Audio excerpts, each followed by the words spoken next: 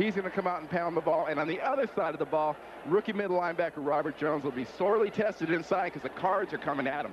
And, of course, the Cardinals have to come at somebody right now because they are 0-2. And you would think even this early in the year they could be still upbeat, but they have a feeling of discouragement around them. They really do. It was a very depressing scene to be in that meeting yesterday talking to Bugle and all the players. And I did the third game last week when they went into Washington 2-0. Great team on a roll, got blown out. Now they're 0-2. They insist they're a better team at 0-2 than they were at 2-0. But this is a game Joe Bugle and the Cardinals have to win. We'll find out. Meanwhile, why don't you go down a checklist and see how the teams stack up man-to-man.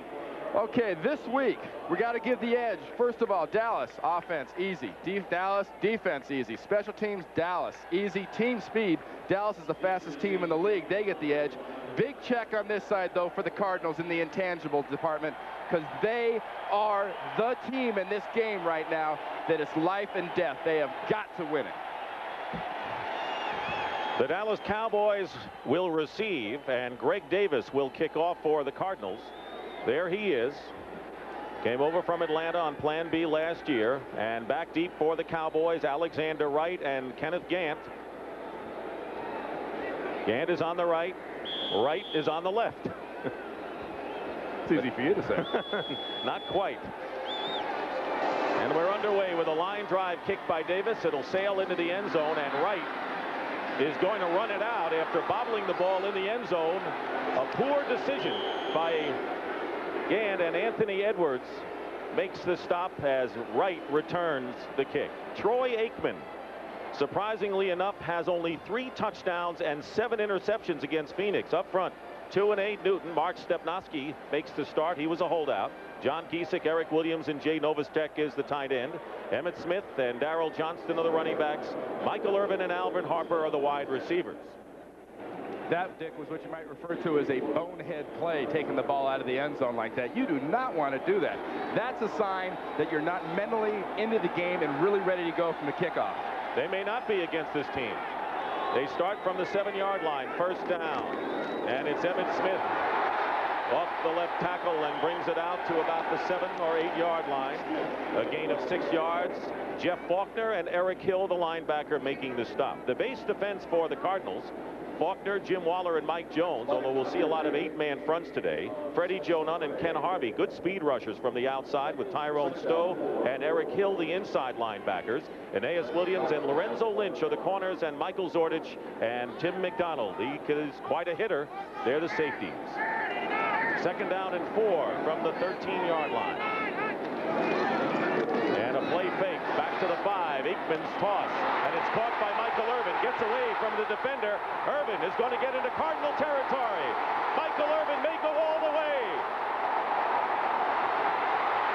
Touchdown, Dallas. No penalty markers down.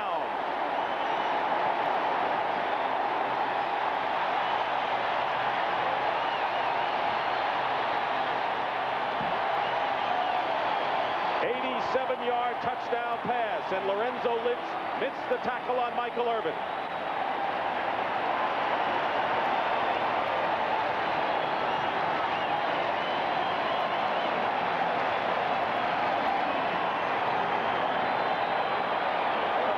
When you pound that ball in the middle and you're establishing your run game, something it really sets up is that play-action pass. And that was a good job of faking by Aikman, and then just pure Michael Irvin at the rest. Rookie Lynn Elliott. And this crowd hasn't gotten settled in their seats yet. And on the second play from scrimmage, the Cowboys strike fast and lead it 7-0. That's the longest career reception for Michael Irvin, and it's 7-0 with less than 2 minutes gone by here in the first quarter. And one of the true entertainers and characters of the NFL. We didn't see the play-action fake part, but believe me, they bet Lorenzo Lynch, you got to make a tackle on an Irvin. He's a strong, fast receiver. Now watch the great job Jay Novacek does on Zordich. He is just going to bird dog him all the way down the field. That's a tight end, folks. He's running with a DB and a wide receiver. Good job by Novacek. And Irvin uses that speed and strength to score that touchdown.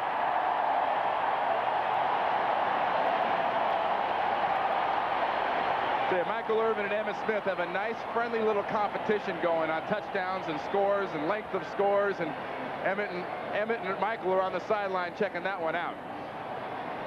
They have a little friendly rivalry. They kid each other a lot about how Irvin should be blocking for Emmitt Smith, and I think both were pleased at the great play by Michael Irvin on the second play from scrimmage. And that is just the start that Joe Bugel did not need. Did not need this kind of a quick momentum jump out as Dallas has done their first 2 games. Lynn Elliott will kick off. Johnny Bailey and Anthony Edwards are back deep. And it'll be Bailey will not run it out.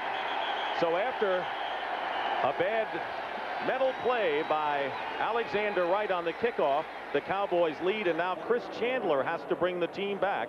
He's in his 5th season and is backing up the injured Tim Rosenbaugh. Will be out for 6 weeks. Sharp, Mark May moving to left guard from right tackle. Rick Cunningham is the new right tackle this week, with Via Smith. Walter Reeves is the tight end. Ivory Lee Brown is the starting running back. Butch Rawl the H-back. Ricky Prohl and Ernie Jones the wide receivers. First down from the 20.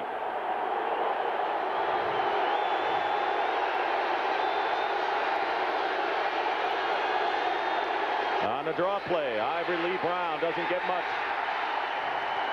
We expect to see a lot of Johnny Johnson in this game. He'll be coming in soon. James Washington made the tackle, but let's check out the Cowboys defensively. Up front, Tony Tolbert, Tony Casillas, Jimmy Jones, and Charles Haley. What an addition he has been. Vincent Smith, Robert Jones, the rookie that Randy mentioned at the outset, and Ken Norton are the linebackers. Holt and Larry Brown the corners, Ray Horton and James Washington the safeties. Second down and 9 from the 21 of the Cardinals.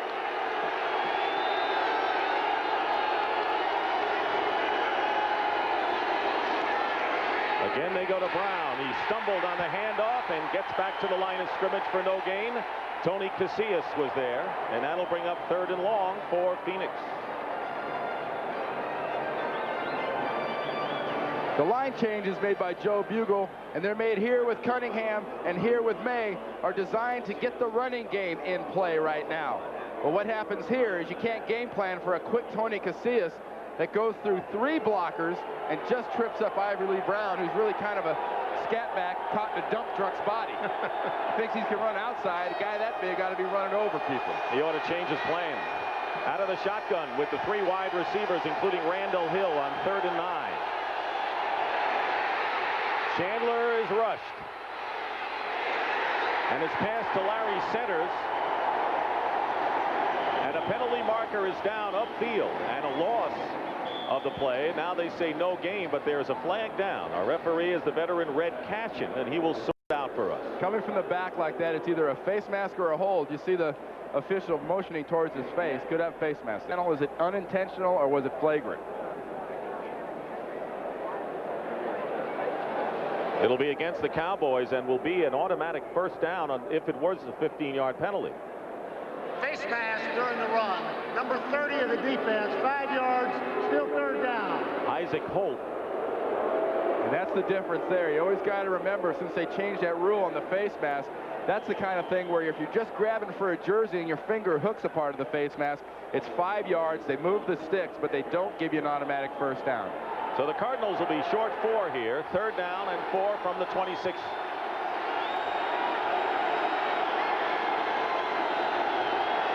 And they tighten the line. Receivers come close to the line of scrimmage on 3rd and 4. Pressure on Chandler, and his pass to the outside is incomplete, intended for Randall Hill, and Isaac Holt was all over him defending on the play, so it'll be 4th down, and the Cardinals will have to kick. Randall Hill, another Miami receiver, has got a little showman in him, just like Michael Irvin. Watch this play by Isaac Holt, though. Look at him closing on the ball. Into the back, a little overthrown. But, you know, Chandler says he worries about an Isaac Holt because Isaac Holt will guess with you, and he shows up in places he's not supposed to be. Rich Camarillo, the 11-year veteran, and the Cowboys were charging in. Kelvin Martin lets the ball drop, and it's going to take a Cardinal bounce, still going inside the 5, and will be down at the 1-yard line.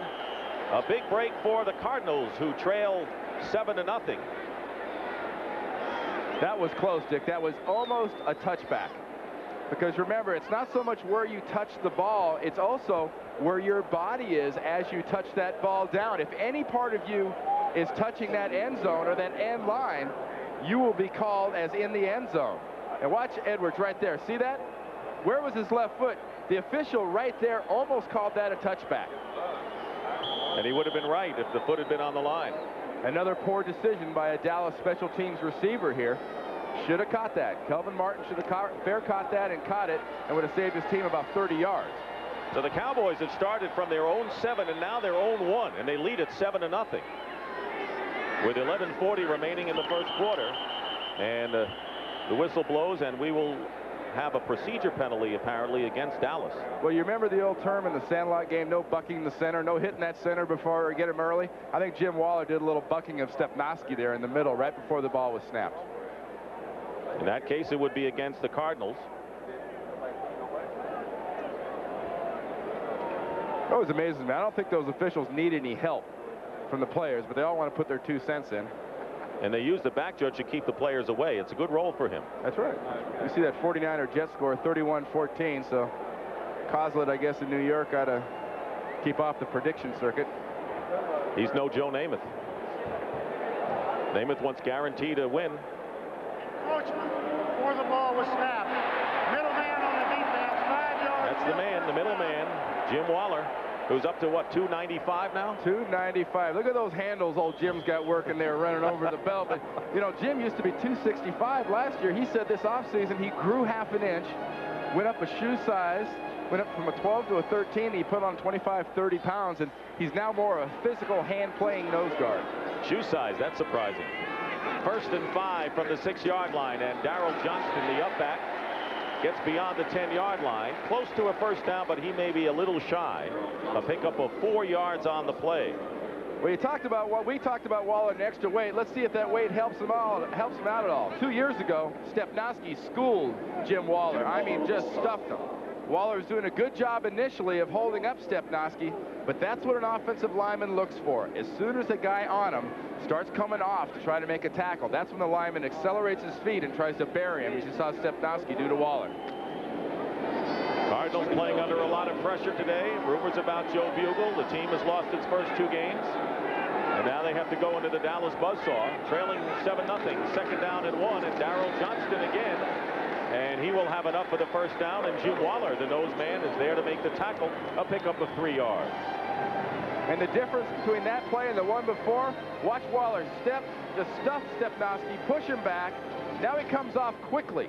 Remember we talked about the hand playing? Well, there was the hand playing. He had a hold of Stepnoski, used those hands, and threw him off to make the tackle. There you see that smiling, happy face of the former Bruin. As you are. Oh, yeah, of course. We were all kind of happy about that BYU win. Yeah, you can plug your school. I wish I could. 1st and 10 on the 13-yard line. In motion is Novacek. And Aikman on a fade pattern going for Alvin Harper. And fine defense downfield by Aeneas Williams, who was burned badly by Randall Cunningham and the Eagles last week.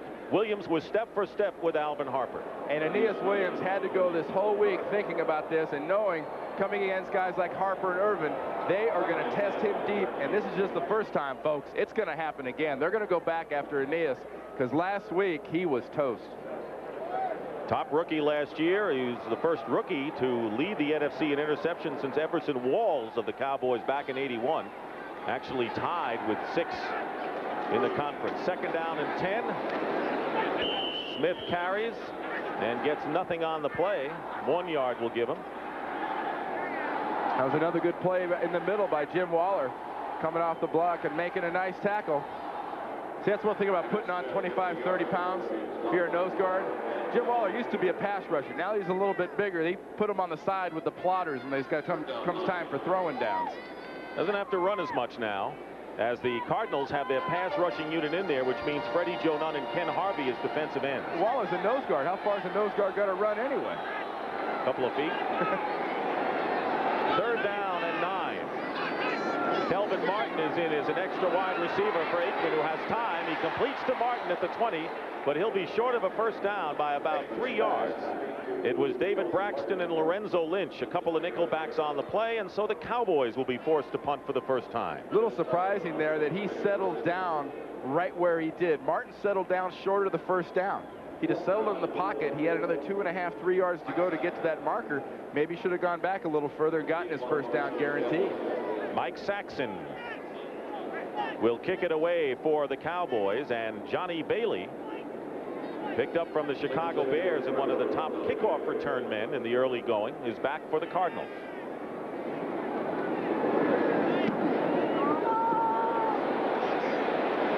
Bailey inside the 30-yard line. Broke a couple of tackles and a fine return by Johnny Bailey up to the 42-yard line. Well, Dallas got off to a fast start last week, Randy, as they have done today. They were a buzzsaw last week. Blocked the first 2 giant punts, and it's done a great thing for them. The special teams have been fantastic, but the problem with Dallas has been the second half last week, they did not execute, and they had a hard time holding that lead. Jimmy Johnson, who will have a new defensive back, he traded for Thomas Everett of the Pittsburgh Steelers, and they've already signed him. That's the 45th trade that the Cowboys have made. Everyone thinks it was just Herschel Walker. They made a lot more than that. First down, Cardinals on the 41. Chandler to throw on first down, and the pass is caught, and it should be a first down for the Cardinals with forward progress to Ernie Jones.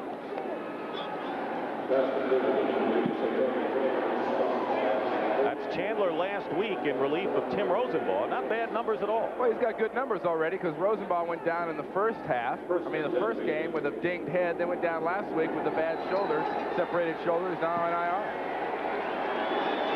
First down for the Cardinals. They're in Dallas territory at the 47.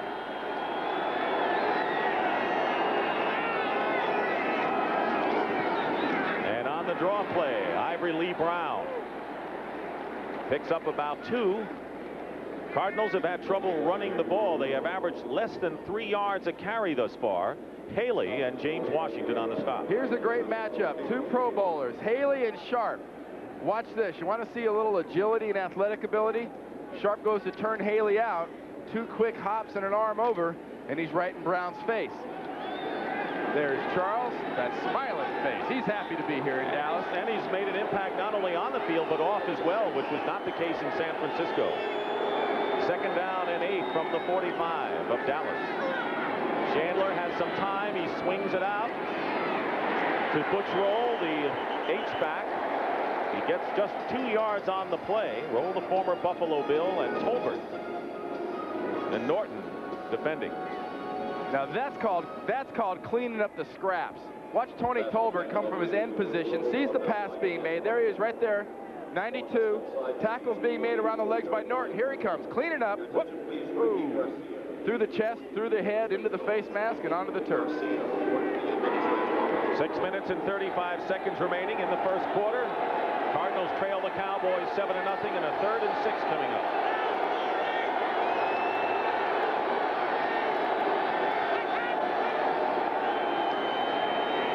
One way, and the pass to Larry Centers, who holds onto the ball and makes a terrific catch. The question is, does he have the first down? Larry Brown defending on the play, and it's going to be awfully close. He might be shy by a half a yard. Whether or not they get this first down, Dick, the Cardinals are getting themselves into the position they don't want to be in, and that's getting their running game stuffed and having to throw every time. If they throw a lot in this game and have to keep throwing down after down, we're talking a bloodied and bruised Chandler. But watch the concentration. Brown, helmet right in the back, and flips him over. They're going for it. 4th down and 1. Smart move by the Cardinals. We don't know how many opportunities they're going to get in Dallas territory, and the handoff to Ivory Lee Brown, and it's a first down. He got good blocking off the left side of the line, inside the 35, and a pickup of 5 yards. You hear that term about doing a great job all the way across the board? Well, Dallas does a pretty good job about this much of the board. Watch this area right in here, right where Walter Reeves is lined up at tight end. Watch the hole open. Brown's blocked, 24. He's getting pushed back, and Jones gets over there way too late. No penetration by the Dallas line made that a successful play. So the Cardinals go for it on 4th and 1, and they have a first down on the Cowboys 34.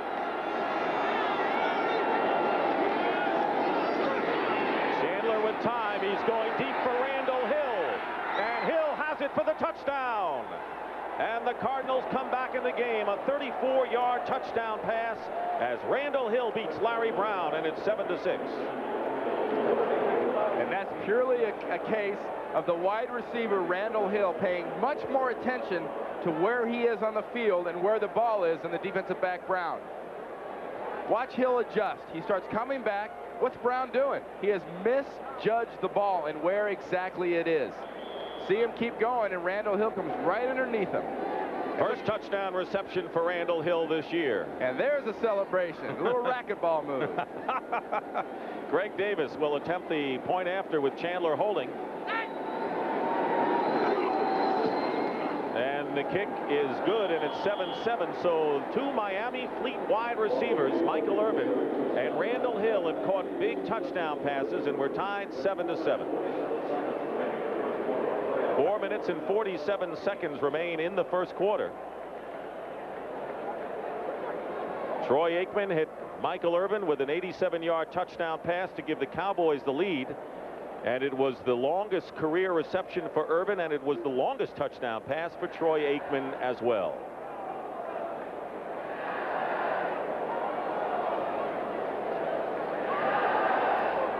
.447 remaining in the first quarter. 6 plays and 59 yards.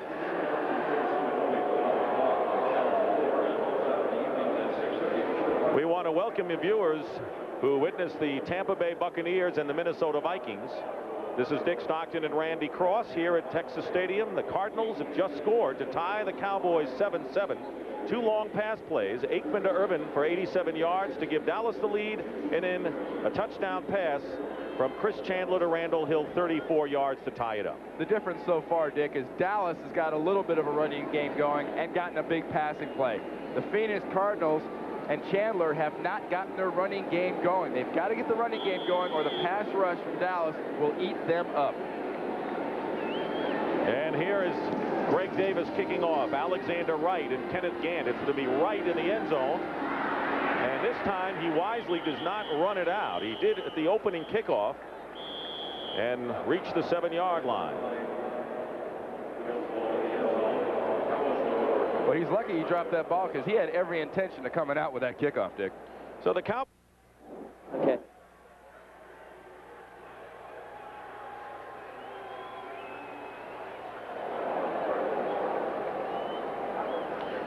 The Dallas Cowboys, who have won 7 straight regular season games, and the Phoenix Cardinals, who have dropped 10 in a row in regular season, tied 7-7. That much time left in the first quarter, and the Cowboys with a first down on the 20-yard line.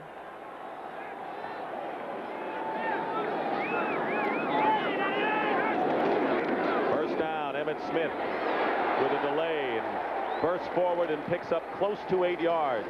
Tyrone Stowe making the tackle. And for an NFL Today update on another game, let's check in with Greg Gumbel. Greg?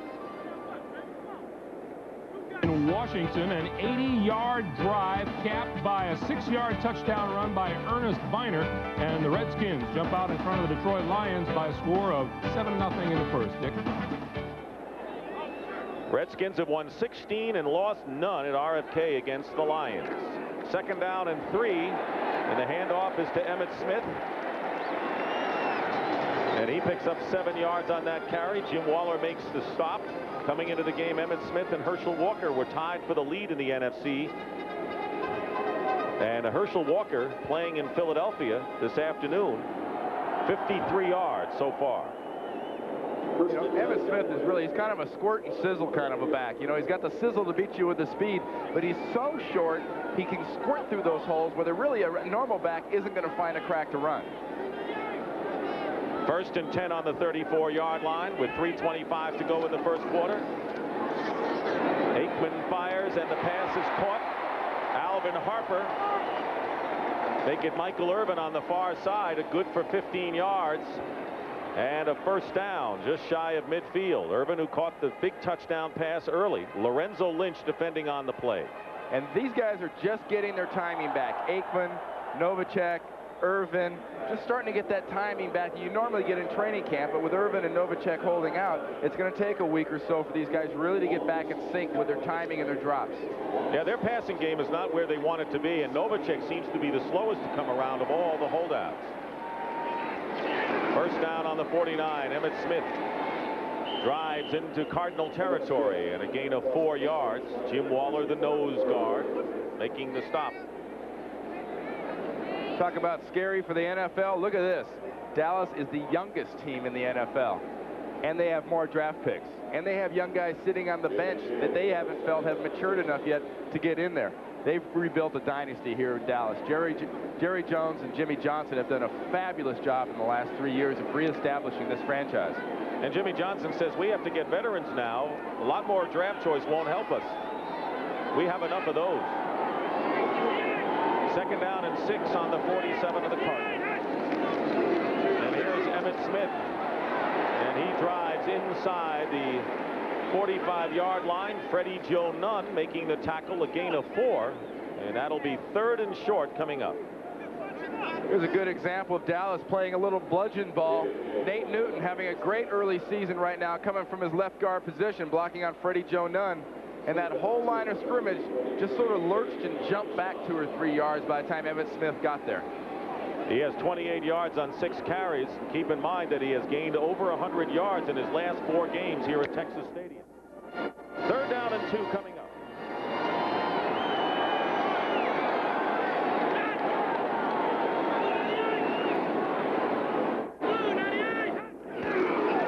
Emmitt Smith gets hit at the line. And the second effort may be good enough for the 1st down as Tim McDonald wrestled him to the ground. Jim Waller was the first to get to him. That was a nice job by Waller. Pursuing from his nose guard position, he came across, made that tackle, but a good illustration of the leg strength of Smith. Waller had him for about a half a yard gain and no 1st down, and Smith just kept driving.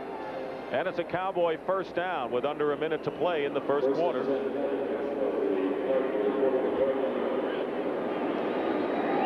Dallas on the move and a 1st down at the 41-yard line. Coming into the game, one of 3 unbeaten teams in the NFC. Aikman wants to throw. He pumps once. Michael Irvin is double covered, but he's got it anyway for another Dallas touchdown.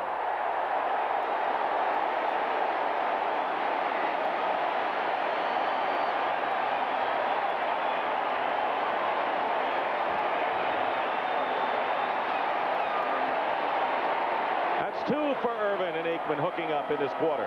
You ever hear the term biting on a fake? Troy Aikman pump fakes. Watch Aeneas Williams. I got it. Uh-oh. Slight problem. Need help. Aren't going to get it. Michael Zordich was the safety there, and Troy Aikman has thrown 2 touchdown passes to Michael Irvin. And it's now 13-7, and Lynn Elliott is aboard to try to make it a 14-7 game. 41-yard pass play. And the Cowboys regain the lead by a touchdown. An aerial show in the 1st quarter here at Texas Stadium. CBS Sports coverage of the National Football League is sponsored by your Toyota dealer, who invite you to discover the all-new Corolla. Discover Corolla again. AT&T, more ways to help you stay in touch. And by Coors Light, the Silver Bullet is the right beer now.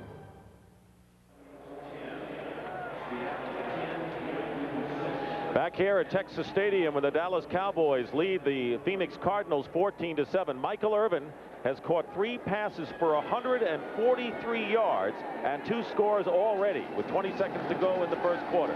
Lynn Elliott kicking off. And it's Johnny Bailey at the 1 returning. And Johnny Bailey with a fine return takes it out to the 29-yard line. He has averaged nearly 38 yards a kickoff return. Dixon Edwards on the stop. Timeout. We'll be right back.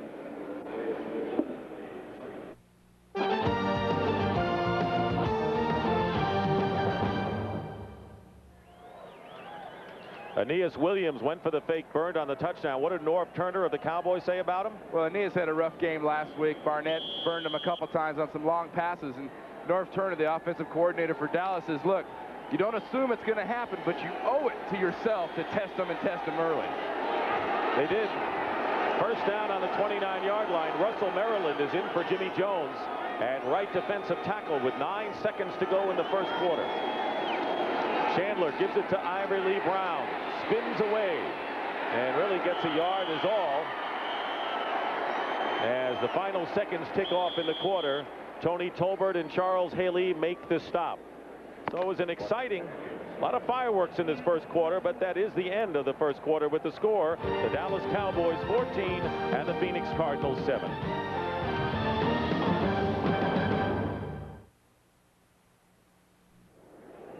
Start of the second quarter. When Joe Bugle talked with you yesterday, he got into the seat. He said it's kind of a warm, hot seat, isn't it? Yeah, he kind of goes to sit down and goes, ooh, hot seat. You know, he is under a little pressure in Phoenix. Rumors started by Fred Edelstein. And you got to remember, though, Fred Edelstein's the same guy that announced the day before the Cardinals named Bugle head coach that the Cardinals were going to name Fritz Schirmer the head coach. So he was a little off on that one. 2nd down and 8. Chandler escapes from the rush and picks up a couple of yards. It was Charles Haley who caught up with him, and a pickup of 3 when it looked like the Cowboys had him trapped. And a good pass rush by Tony Casillas up front, though. See Charles Haley holding his arm, got a little AstroTurf burn, and Chandler does a very nice job of evading Tony Casillas. Had him by the foot, he pulls out. Now you see a little speed on the standpoint of Charles Haley coming way from the other side to make that tackle on Chandler. You know, Charles is a guy that, remember, was an outside linebacker basically at San Francisco, now being played full-time as a defensive end with that hand down on the ground. 3rd down and 5 from the 34 of the Cardinals. Chandler up the middle, and the pass is caught. And that was Ernie Jones with the catch, short of a first down by a couple of yards, gain of only 4. And again, you have to wonder when you need 5 yards, while a passing pattern would be short of the sticks, but that one was. Well, I think Ernie Jones actually went to run that pass pattern right at the sticks, and Chandler threw that ball kind of low and inside on him, and he had to come back to it. Cleveland up 14-0 on the Raiders. You don't think Al Davis is pacing a box somewhere in that stadium, do you? He may change from that white outfit he likes to wear to all black. 4th down and 1, and the Cardinals, who were successful going for it in the first quarter, will try again, but they're in their own territory, the 38, and the give is to Ivory Lee Brown, who dives forward for the first down. Little gamble, and why not, for Joe Bugle. Got to try everything today, and it was Ray Horton who made the tackle. This isn't real complicated, but watch the middle linebacker Jones. He's the key to a short yardage play in the middle. Where he fills and where he goes dictates. He fills up to the front right. Brown sees a hole back left, and that's where he gets his first down. Interesting call by Joe Bugle in his own territory, back like this. Remember, their punter, Rich Camarillo's got a pulled leg muscle. That might be entering into his thought process. First down on the 42-yard line. And Ivory Lee Brown off left tackle. He's 245 pounds and shows it there as he bursts forth for 5 yards. Robert Jones, the rookie middle linebacker, in on the stop. Yeah, he's 245 like Bubba Paris, who I used to play with in San Francisco, was listed at 299. Bugle insists this guy's 260, and he's got the legs, the thighs, the buttocks, and the lower legs of an offensive lineman, about a 310-pound offensive lineman. So, I mean, look at that. He fills that package out pretty good. Jim Jeffcoat is in for Tony Tolbert at defensive end on 2nd and 5.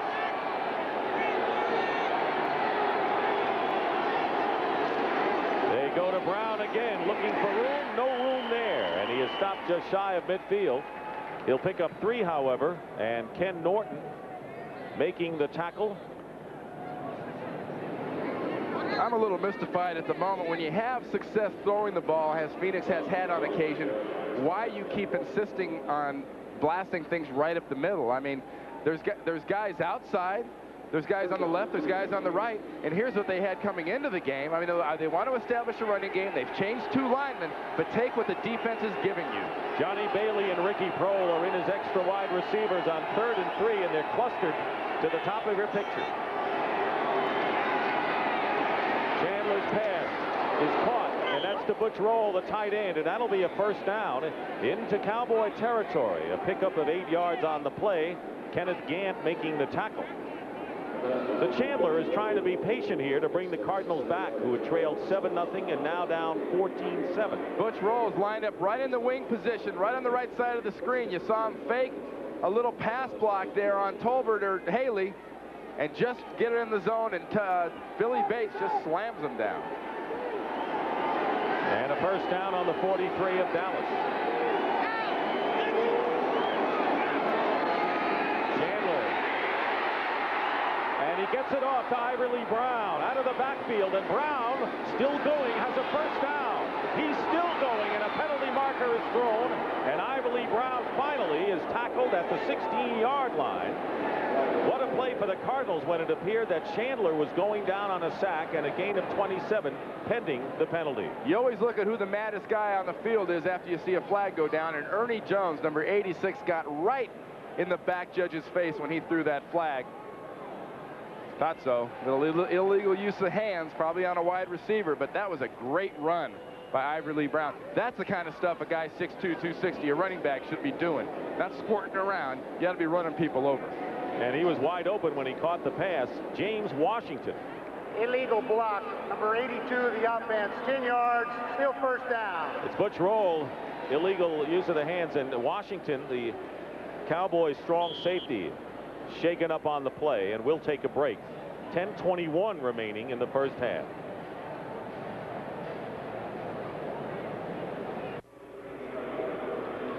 Great job of improvisation by Chandler here. He's about to be sacked by Maryland. Just does catch his guy at the very last second. Brown. Now watch Brown. This is called running mad. You're hitting people. There's Butch Roll right there, 82. Clips Washington in the back, but he will not go down. He's running with a little mad on. That's good. It is still first down, and they're working on James Washington. Robert Williams, who returned a block punt for a touchdown against the Giants last week, has replaced Washington in the Cowboys secondary. And remember that trade, though, Dick, the Cowboys are making with the Pittsburgh Steelers for the Steelers safety Everett. Local guy, went to Baylor, plays safety. Another example of Dallas kind of stockpiling talent where maybe you wouldn't expect them to do it, but they've upgraded their defense, and that'll be finalized tomorrow. Yeah, they don't need the draft choices as much as they need the veterans now. First down and 7 from the 40-yard line. Three wide receivers all to the right, and the fake to Johnny Johnson, and the pass is incomplete, intended for Ernie Jones. So Johnny Johnson makes his first appearance in the backfield for the Cardinals. Now that's one of those plays there by the Cardinals. You watch that play and you go, what was that? You know, they kind of went left and faked a little play action. Then Chandler rolled right, tried to throw a pass, but there really was nobody around, and Tolbert was in his face to keep him from throwing the ball further than about 15 yards. It'll be second down and 7. The 10th play of the drive coming up. Ed Cunningham has replaced Danny Villa at center. Cunningham, rookie out of the University of Washington. Just under 10 minutes to play in the first half. And on the fake draw, Chandler in trouble, throws the ball over the head of Butch Roll. Incomplete. The protection broke down in a big way, and that'll bring up 3rd and 7. Well, you know, Chandler was sucking that whole rush in with that fake screen look one way, fake screen back left. He wanted to throw that screen to the H-back, Butch Roll. They had it set up, but the defense of the Cowboys smelled a rat, and they infiltrated the entire blocking scheme. Butch Roll, number 82 for the Cardinals, is kind of a tackle who's lost enough weight to wear an 80s number and gets to play H-back for Joe Bugle in this kind of Redskin offense. And he looks like a wide receiver.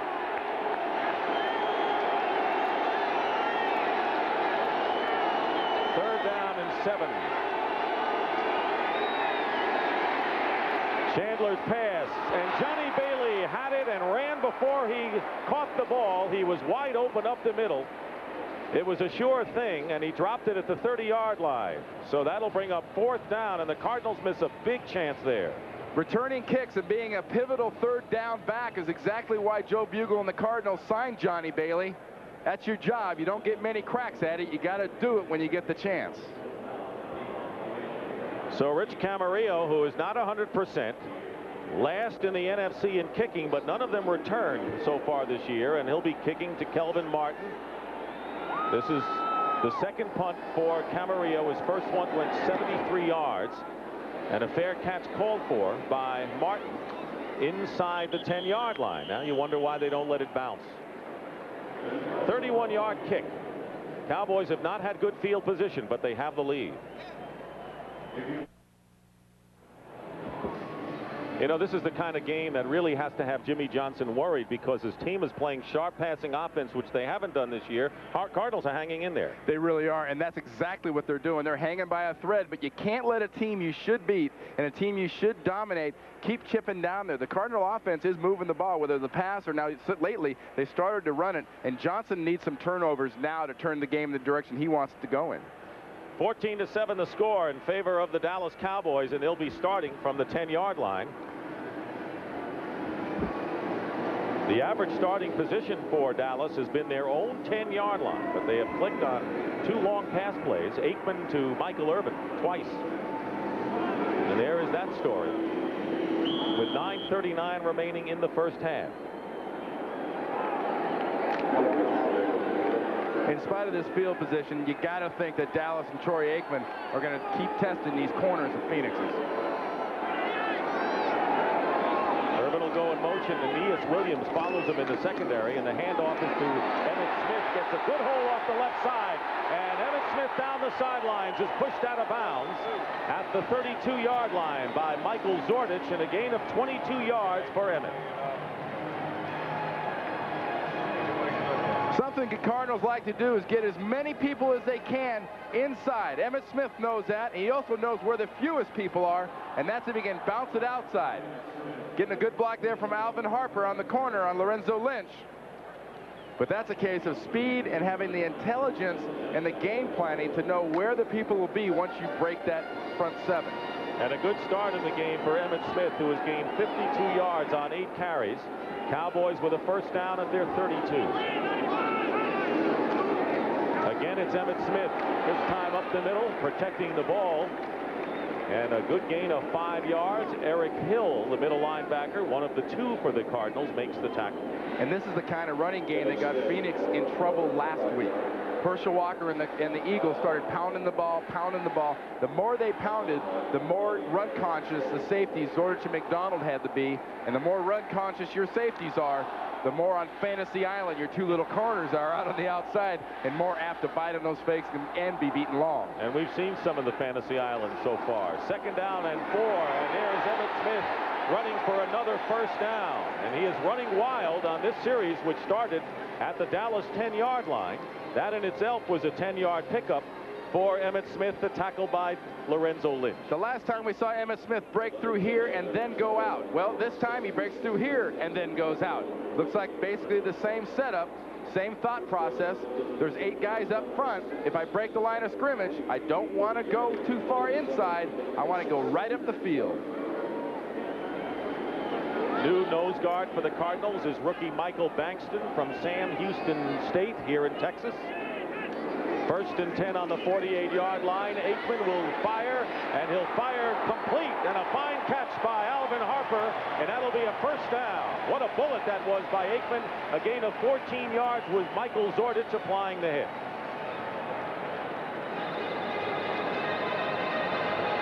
Aikman does a good job hanging in the pocket, sees his receiver crossing, and throws it and takes a little shot there from Freddie Joe Nunn. But the guy that makes this play is Alvin Harper, because Zordich is coming the whole way.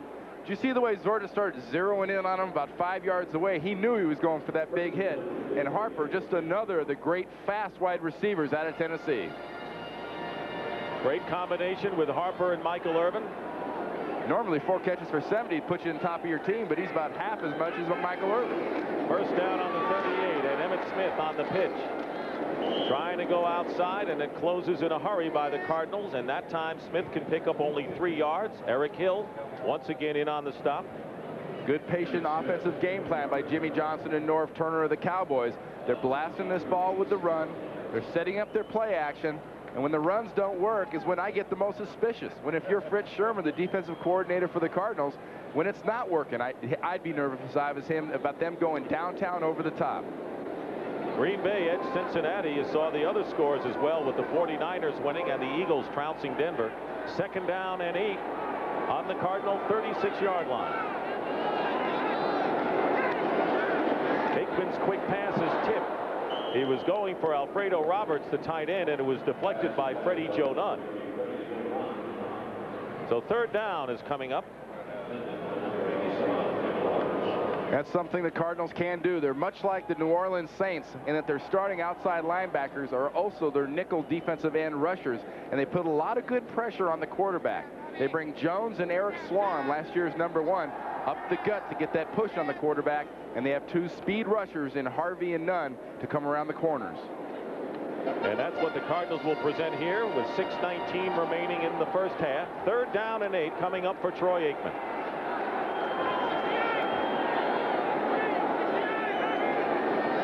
And the give is to Emmitt Smith. And Emmitt Smith tackled at the 20-yard line finally. A great call by the Cowboys as Smith on the quick opener picks up 16 yards. Tim McDonald on the stop. Well, we talked about Eric Swan being a rookie from last year, still sort of learning. Watch what they do to him. Eric, you want to rush the quarterback? Come on up. We're going to trap you from the backside. Watch the penetration Swan gets, and all that does is open a hole bigger and bigger. Nice job by Williams, Newton, Stepnoski. That whole offensive line, perfect trap execution. Watch Swan one more time. Look at what Nate Newton, 61. Doesn't take much when you get that much momentum and body committed to going forward. And a first down. And into the game is Kervin Richards, giving Emmitt Smith the breather, and a penalty marker is down as Richards goes off the left tack side and is knocked out of bounds at the 6-yard line by Lorenzo Lynch. Richards, a rookie out of Pittsburgh last year, spent all year on injured reserve, and a face mask call against the Cardinals will move it closer. What a job by Michael Irvin blocking out there from his wide receiver. Number 29 on the defense. Half distance to the goal. First down. It was on Lynch who made the tackle, and a first down inside the 5. Look at Irvin, 88, out there blocking for his buddy, Kervin Richards. Look at him, got the hands going, got the whole offensive lineman kind of thing going, and you saw that face mask being tugged on at the very end by Lorenzo Lynch. It'll be first and goal at the 2 for the Cowboys. Emmitt Smith has scored 9 touchdowns in the last 3 games against the Phoenix Cardinals. Let's see if they go to him here. He's back in the lineup. And they go to the up man, Darrell Johnston, who is stopped in his tracks maybe a yard with under 5 minutes remaining in the half. Second and goal coming up. Well, the thought on that play is that everybody's going laterally. They're thinking Irvin, they're thinking Novacek, they're thinking a flip out to Smith. Maybe we'll beat him inside. But a great job by Jones and Waller in the middle of that defense of stuffing that little play up. Joe Bugle checking his charts, and the Cowboys send both of their wide receivers, Irvin and Harper, to the sideline. They go with the double tight end. Second and goal at the 2-yard line.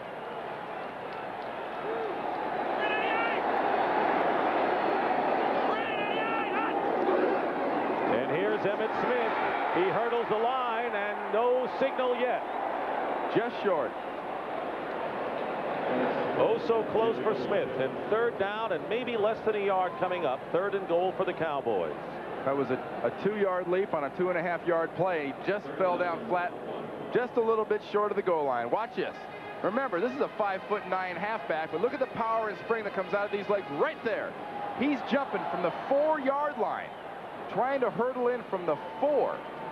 I mean, let's figure that one out on feet. That's trying to do a dead flip forward dive from over 12 feet away. Thanks, but no. Third and goal on the 1-yard line. Play fake. Aikman has time. His pass to Novacek. And no flag is thrown. Aikman is screaming at the official. Lorenzo Lynch was defending against Jay Novacek and now is arguing with the back judge, Jim Poole. Well, Emmitt Smith doesn't like it. Troy Aikman doesn't like it. But if you watch that play, it was a case of who's holding who.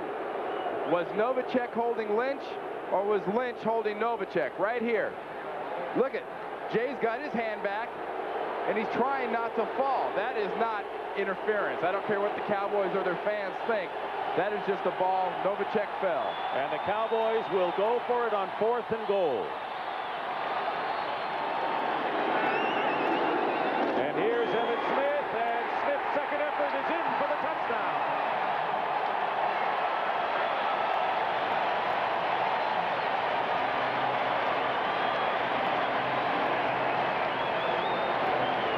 Well, he tried to dive in from the 4. Where does he take off this time? 3, third. Oh, there you go. His extra 3 feet. He only has to jump 9 feet to get in. That second effort right there just gets him over the top. That was a case of the entire line, everything just surging forward because his initial jump didn't get him in. So that is the 10th touchdown for Emmitt Smith against the Cardinals in the last 4 games he has played, or 3.5. And now Lynn Elliott will try for the conversion with Steve Berline holding.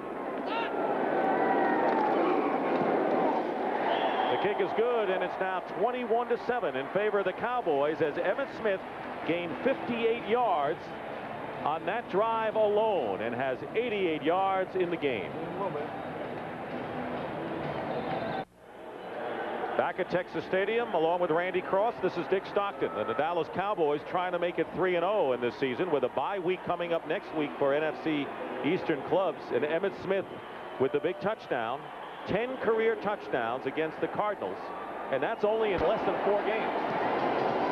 Here's the kickoff by Lynn Elliott, deep into the end zone, way out of the end zone, and the Cardinals will start from the 20. Well, this is time for Joe Bugel and the Cardinals to turn those helmets around and use a little baseball analogy, put the rally caps on. They need something. 3:25 remaining in the half.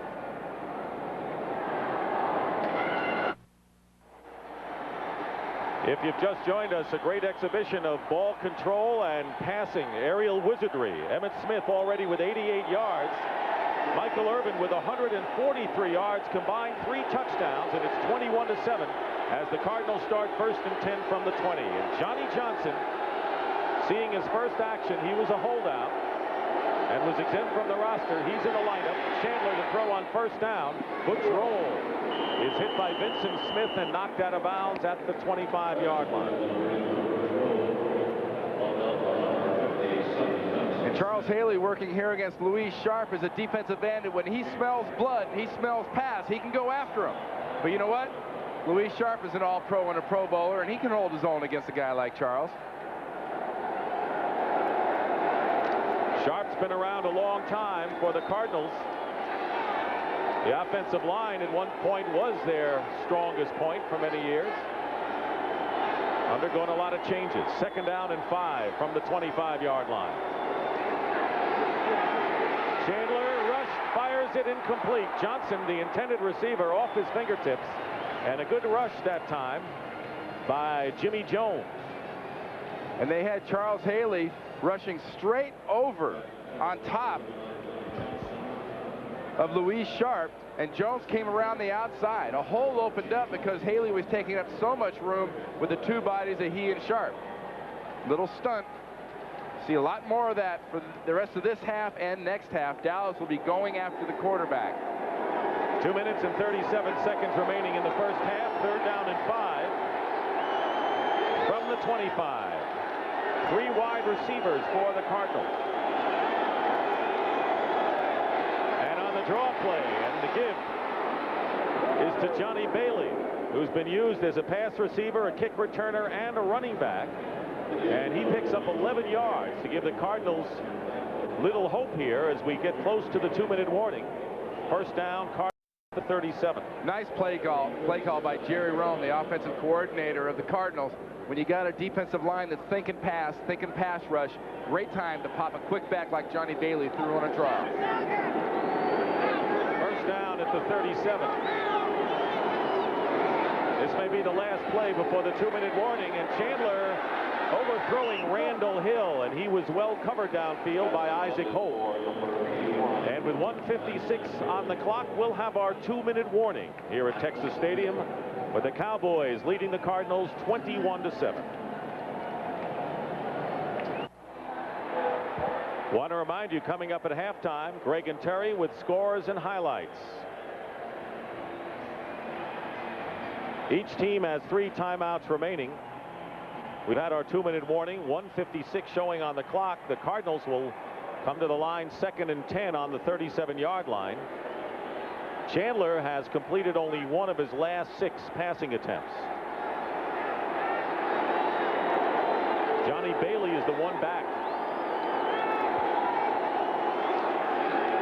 On a stunt, Chandler gets rid of it, and the pass is caught by Ernie Jones, and he'll get some extra yards out of it and is out of bounds just shy of midfield. It'll be enough for another Cardinal first down, a pickup of 12.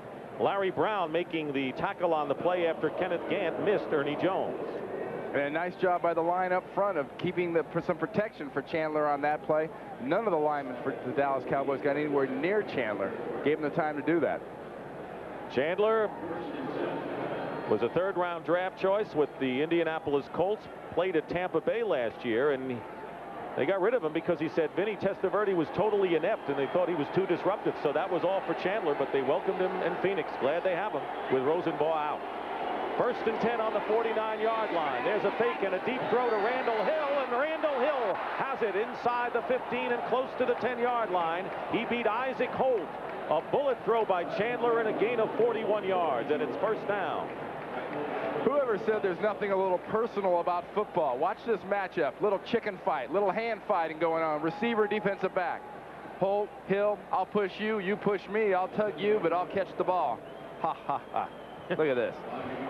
Randall Hill earlier caught a 34-yard touchdown pass to give the Cardinals a 7-7 game, and now may bring the Cardinals back to within one touchdown. Another example of what we talked about earlier, Dick. Dallas is letting the Cardinals stay in this ball game, and the Cardinals will take full advantage of it. They've got the talent to put this in the end zone. 1st and 10 on the 11, and the crossing pattern intended for Ricky Prohl, and he was hit hard. And that'll bring up 2nd down with 1:37 showing on the clock. Larry Brown defending on the play. He's an unsung member of the Cowboys secondary, picked on the 12th round a couple of years ago. And he's a defensive back. If the Cardinals have their druthers, that's who they would like to go after in these type of situations, is get somebody on Larry Brown. They've taken advantage of Ike Holt on the other corner so far with Randall Hill. Johnny Johnson is the running back. 2nd and 10 at the 11-yard line. There's a pass to Roll, and he's hit immediately by Ken Norton. And the Cardinals will use up their first timeout with 1.5 minutes to play. A gain of only 4 yards. It'll be 3rd down when we return. Cardinals have used a timeout. It'll be 3rd and 6 on the 7-yard line, and you know they've got 2 downs to try to score. They've been successful on 2 4th-down conversions. So on that last play, Dick, Phoenix had in their 2 tight end formation. Dallas stayed in their standard defense. Right now, Phoenix has put all 3 wide receivers back in the game, and as soon as Dallas saw that, and Dave Wanstad, their coordinator on the sideline, he immediately put his nickel package in the game. So obviously, Phoenix and Joe Bugle are thinking, let's get it to my money guys, my skill guys. Randall Hill, Ricky Prohl, Ernie Jones. 3rd down and 6. The Cardinals can get a first down without scoring. They spread the offense with Randall Hill wide to the right. Cowboys were blitzing, and there's a fade pattern, and the pass incomplete, intended for Prohl. Oh, that could have easily been pass interference on Brown. He never looked back for the ball. And Chandler is arguing with the side judge about that, as Aikman did at the other side, but Chandler may have a good beef here. That is a terrible lack of a call, I think. Does he look back? Never. No. Does he run into him? Yes. That is pass interference. Bad call, or bad no call. It hit Brown on the back of the helmet. He didn't have any idea where the ball was, and so they will not go for it on 4th down. Kind of a surprise, and instead will try for the 3 points unless there's a fake. Yeah, I think this is a good decision by Joe Bugle. You're going to take your points, and you're going to go back in only by 11 instead of 14. Greg Davis with a 25-yard attempt. The kick is blocked, but there are 2 penalty markers, 3 actually, on the field. That play has been blown dead. That was early movement, and Washington can save himself a little exercise and come on back with the ball. Let's see if there was a problem with the snap, in which case there would be a legal procedure against the Cardinals. Well, there's enough laundry on the field down there, a bunch of yellow rags all over the place. Is that what you guys call them, rags? Oh, we call them a lot of different things. But you can mention rags. Yeah, I can mention that one, right. Red Cashin in a conference. There's a rag. You know the worst thing about those rags is, they got great aim with those suckers, too, because they can throw those things and hit you with them when you do a penalty. Yeah. Encroachment by the defense. Half the distance to the goal, still 4th down. Well, it's still 4th down, half the distance. They needed 6 yards, so they'll move it up 3 yards. Greg Davis is still out there for the Cardinals. I think you still kick this field goal. I think you still put these 3 points on the board and get a little momentum. You know, Bugle talked about us yesterday when we were talking to him about getting a little of that mo, as he talks about, and 3 points is good enough momentum here to go in at the half. Greg Davis has attempted only 1 field goal so far this year, a 48-yarder against the Eagles, which he missed. So still looking for his first success of the year. Bugle had gone for it on 4th and 1, both in his own territory and in the Cowboys' territory in this first half, and was successful both times. But he wants the 3 points now, and Chandler is out to hold for Greg Davis. And if I'm the Cardinals right now, I'm concerned about Davis making this. I want him to make it, but I got to get my defense on the sideline and say, hey guys, the Cowboys can put the ball in the end zone in short order. Let's get ready. 22-yard field goal attempt.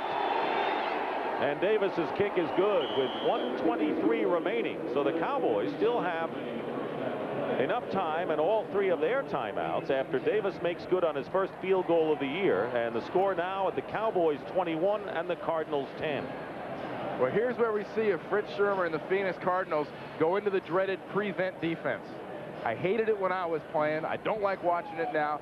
Defenses in this situation stop attacking, they back up, they get soft. And how often have you seen teams just march down the field? Is Fritz Shurmur there, the defensive coordinator, going to do that, or will he keep this defense aggressive? Let's bring you up to date on the early games today. Minnesota sends Tampa Bay to its first defeat of the year. The Bengals lose their first game of the season. How about that Philadelphia-Denver? Whoa. That is not the place. You don't want to go into the vet with that defense to get down early. I don't care if you are John Elway. 49ers rebound from their loss to Buffalo last week. Greg and Terry will bring you up to date and have highlights on many of these games as well coming up. Greg Davis will kick off for the Cardinals, who trail by 11, 21-10. Alexander Wright is on the left, and Kenneth Gant, number 29, on the right. Dallas is probably the fastest team in the NFL, and here's a good time where your speed can help you. You have to move the ball quickly, and guys that can run are invaluable. A line drive kick, and it's going to be returnable for Wright if he gets it. The ball was headed into his hands, and he was waiting for it, and all of a sudden it bit and went the other way, and so as a result, Wright has to down it on the 11-yard line. He's sitting down on the ground right there. Kenneth Gant helping him up. He's got to be sitting there going, God, do I have to go to the sideline? If I go to the sideline, I'm going to hear about this from the coach. You know, Joe Avezzano is a great special teams coach. Last year's NFL Special Teams Coach of the Year. And he's got to be a little distressed with the action so far of Wright and Martin, his kick returners. See what Aikman does here. The Cowboys will start from their 11-yard line. Aikman already with 2 touchdown passes to Michael Irvin in this first half. It'll be conservative no matter what they do. This is bad field position to take risks at the end of a half. Handoff is to Emmitt Smith, and he is stopped cold and might have lost a couple of yards on the play. He did, and it was Eric Swan who made the tackle, and immediately a timeout is called by Phoenix, because they can sense that they may get their hands on the ball again. Well, Phoenix is in that nickel defense we talked about, where guys like Swan and Jones are coming up the middle, and you got Harvey and Nunn shooting off the sides, and it was a good job by those inside two, Jones and Swan, of stuffing that run up and smelling that draw. That's their job. Now's the time of a game plan. Now's a play call. You look for a Jay Novacek. It's very conservative. He can get you down the field. He can get into a seam of a defense, and it's a lot easier to get a ball to him with low risk involved. 1 minute and 14 seconds remain. Fritz Shurmur, who was with the Rams before coming over to the Cardinals last year as the defensive coordinator, had been with the New England Patriots as well. Second down and 12 from the 9-yard line. And here is Emmitt Smith, who's had a terrific first half, and he carries it out to the 14-yard line. Tyrone Stowe making the tackle, and a pickup of 5 yards. And at this rate, with this play calling, running the ball in here like this, Phoenix will get the ball back. Cardinals have apparently used up another timeout, and they have none left. But if they prevent a first down on this play coming up, they will get the ball back and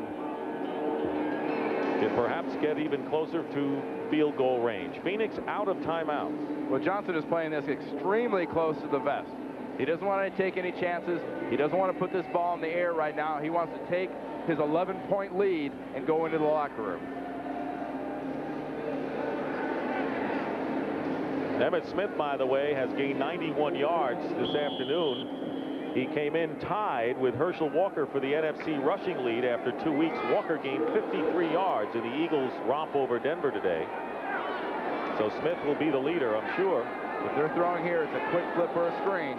3rd down and 6 from the 15-yard line. And the give is to Emmitt Smith, who is tripped up and down as the clock winds down to a minute with 2-yard gain. Cardinals will get their hands on the ball again, but they're not going to have a lot of time to do anything with it. There's going to be about 19 seconds left when they get the ball back here. Dallas is in no hurry. Seems Phoenix is in no hurry. Looks like we got a bunch of people down in the field just want to get into the locker room right now and get a cold drink. Mike Saxton will kick, and Johnny Bailey wants to return one more before that cold drink. And there's this case where Dale Hellestrand, the center, number 70 on the punt team, is going to sit here right until the time expires and snap that ball right at the last second. And a booming kick by Saxon end over end, and here's Bailey on his own 40-yard line. And Bailey gets into Cowboy territory and is hit immediately by Vincent Smith after a 13-yard return, and that will stop the clock with 10 seconds to go. So the Cowboys basically have to go to an out pattern, I think, to complete a pass and stop the clock. Well, I think what the Cardinals need to do here with Randall Hill, the speed guys, Hill and Jones, is just get your trips formation. You know, we got that cluster working, and you just send those 3 guys down and say, run as fast as you can. Prohl, Jones, and Hill. I got 2 shots. I'm going to go into the end zone. Let's see what happens. Randall Hill will come out wide right. In fact, so will Prohl and Ernie Jones. On the Cowboy 47-yard line. Prevent defense for Dallas. They have 3 men back, and Chandler on the run, pass, and it's caught by Ernie Jones, and they rule it a catch with 3 seconds to go inside the 30-yard line. A gain of 18. Kevin Smith defending, and the Cardinals will have a chance for 3 more. Got a penalty flag down on the field right off the line of scrimmage, though. And it's against the Cardinals, and so you can scratch that idea in a hurry.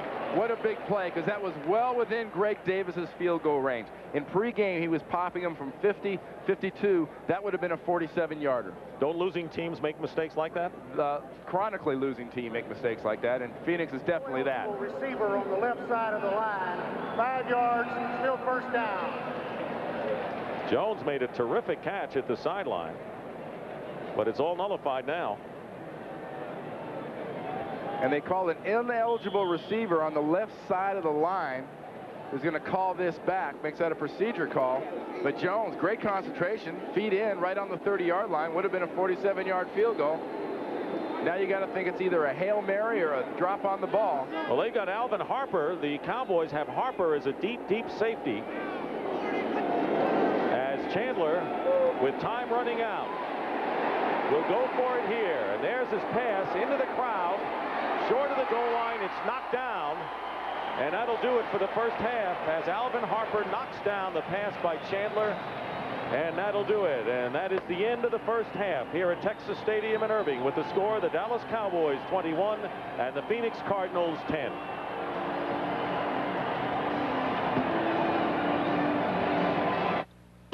CBS Sports coverage of the National Football League is sponsored by Oldsmobile, the power of intelligent engineering. Pringles, so fresh, once you pop, you can't stop. And by Payne Weber, we believe our most important investment is an investment in relationships.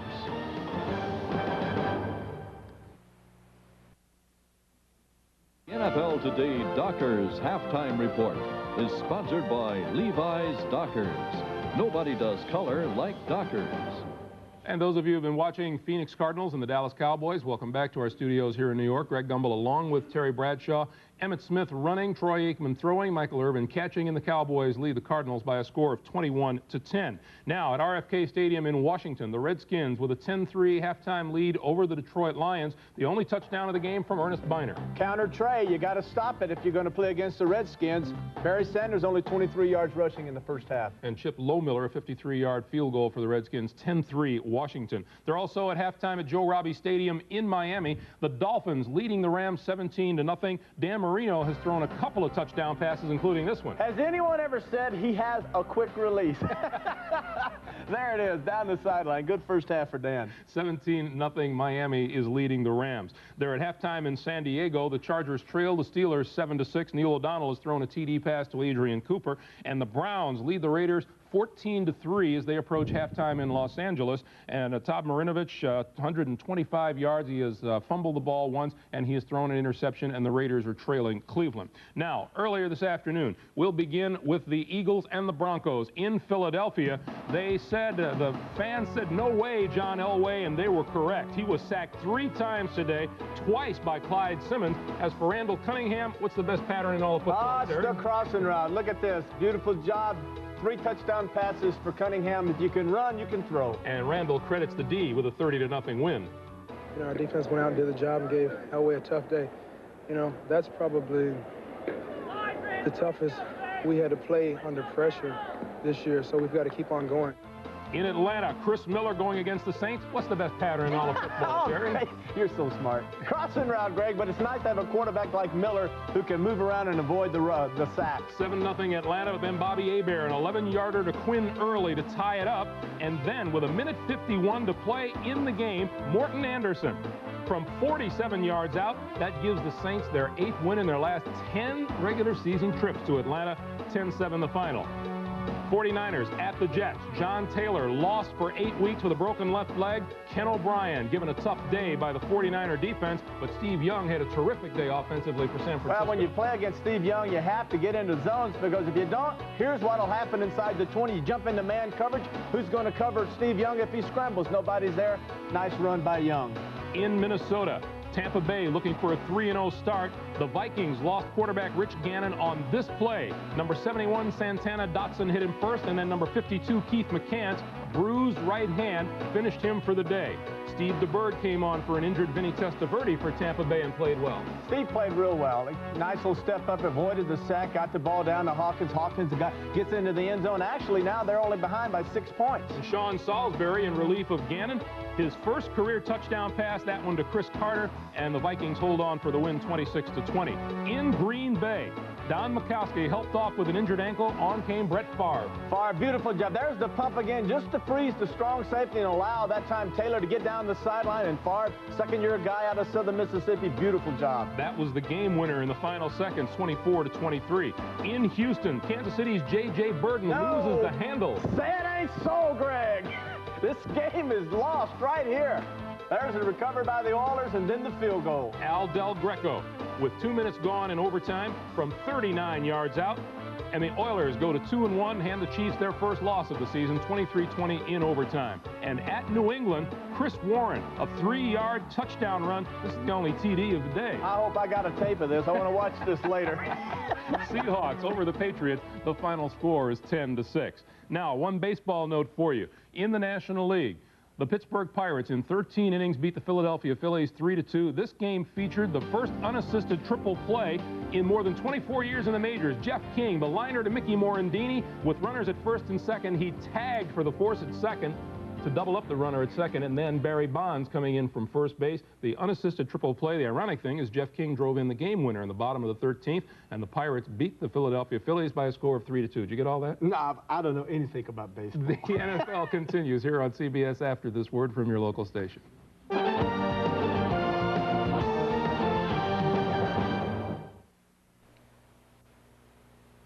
CBS Sports coverage of the National Football League is sponsored by Old Milwaukee and Old Milwaukee Light. It doesn't get any better than this. Chrysler Corporation and your local Chrysler, Plymouth, Dodge, Jeep, and Eagle dealers.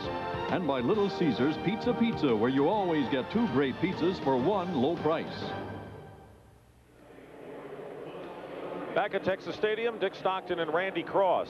At halftime, the Cowboys lead the Cardinals 21-10. And taking a look at the halftime statistics, Randy, and a big edge to no one's surprise, Dallas rushing versus the Cardinals rushing. That is a big stat there. 35 yards from the Phoenix Cardinals. They got to do a little bit better than that. The thing to watch, though, in this second half is turnovers. Neither team has committed a turnover, and it had to be two very contrasting locker rooms at halftime. Jimmy Johnson could not have been very, very happy with the performance of his Cowboys, and Joe Bugle must have been like an evangelist in his locker room. We can do it. It's there. I mean, just straight off TV. And he's got to think he can. Down 21-10. The Cowboys have not been especially sharp in this game. If you take away some of the long pass plays that they clicked on, the Cardinals could very easily be in the lead. And I'm sure Jimmy Johnson was pouring the coals to it, too, thinking about last week. Up 27-0, took the first possession of the third quarter in, made it 34-0, and then everybody decided to start putting their orders in for the charter to see what they're going to have for dinner, and it got pretty ugly, and it almost got real ugly for the Cowboys. So it's a pressure situation for the Cowboys to perform here in the second half. Well, Jimmy Johnson knows that the Cowboys are better and they're good, but they may not be as good as most fans think right now. They're not there yet, and that's his sincere feeling coming into this game, and I'm sure he feels the same way after the first half. Remember, this is the youngest team in the NFL. It's a maturity check. We mentioned it early.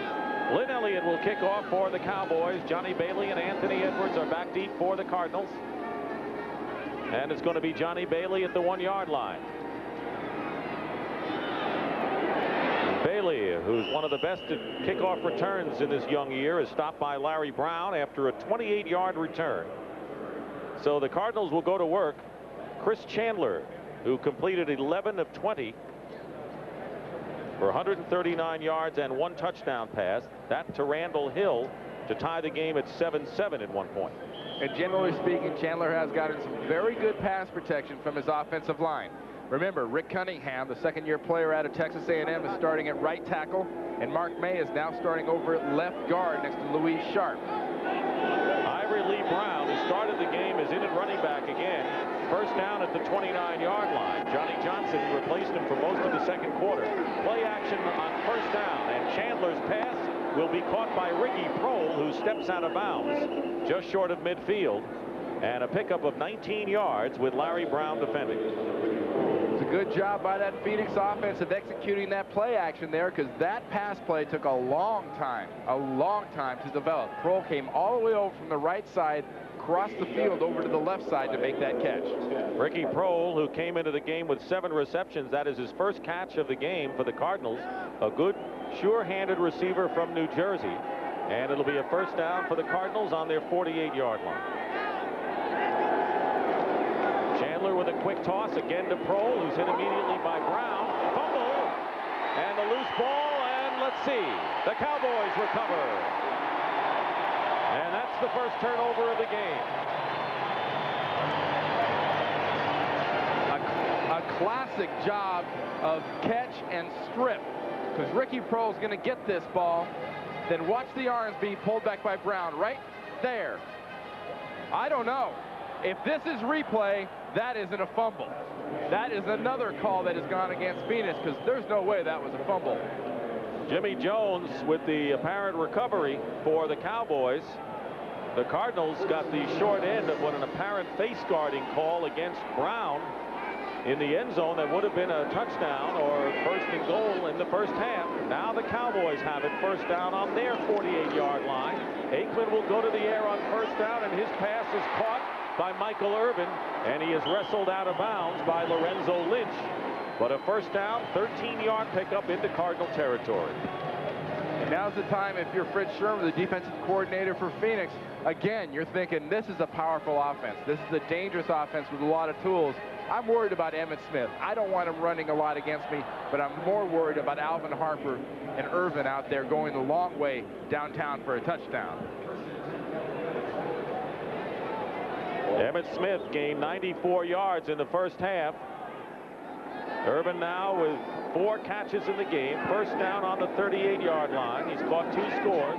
Aikman will throw, and up the middle is Michael Irvin at the 30. He's inside the 20-yard line, and the Cowboys are in business. Lorenzo Lynch making the tackle and a pickup, that time of 21. And just a wonderful job by Troy Aikman of knowing where he wants to go with it and having the patience to stand in, reading the coverage to the right, sees Irvin crossing from the left, does a nice job of laying that in. Look at Lynch trying to strip from behind. You saw that right hand come up, and he just missed that swipe at the ball. So Michael Irvin having his most productive game yardage-wise of his young career, and a first down for the Dallas Cowboys.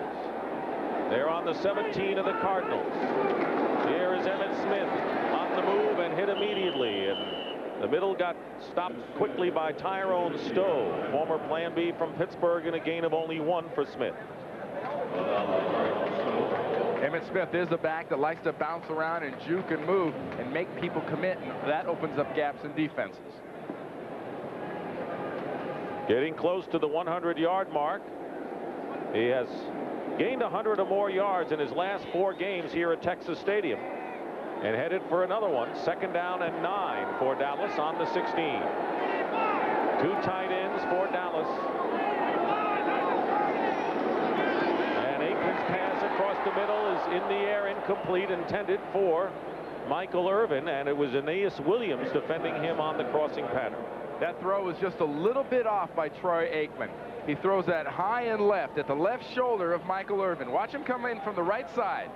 Aeneas Williams has got coverage, but he is open, and that ball is zipped in there just a little bit high and left. Cowboys trying to get something out of this after the first turnover of the game. Cardinals coughed it up when they just got into Dallas territory. Now it's a 3rd down and 9 for Dallas. Still playing with 2 tight ends. Aikman looking, and the pass is batted down at the line of scrimmage by Jeff Faulkner. And 4th down coming up, and the Cowboys will try to add 3 to their total of 11. Faulkner knocked that down, but boy, it was a nice job by Harvey, the outside linebacker, on Novacek. He's who Aikman was trying to go to. He's trying to flip it out here, and Faulkner just gets in there and tips that ball, but Harvey was all over Novacek. Lynn Elliott, who kicked his first NFL field goals last week against the Giants. This one will be from 34 yards out. Steve Berline is the holder, the backup quarterback. Elliott's kick is blocked and recovered by the Cardinals inside their 5-yard line, and run out to the 15 by Steve Height. So the Cardinals, who coughed the ball up, block a field goal attempt by the rookie Lynn Elliott, and they'll take over when we return to Texas Stadium.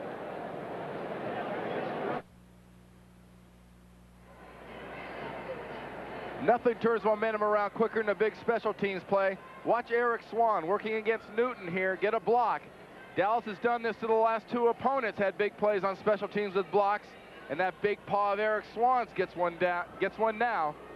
That's got to take a little wind out of your sails when you're Dallas. You drive the ball, you're looking sharp, you're kind of got that swagger and sting to your walk, and suddenly they turn you away, and Swan blocks a kick on you. Cowboys are keeping the Cardinals in this game. 12:03 remaining in the 3rd quarter. First down on the 17 for Phoenix. Play action fake.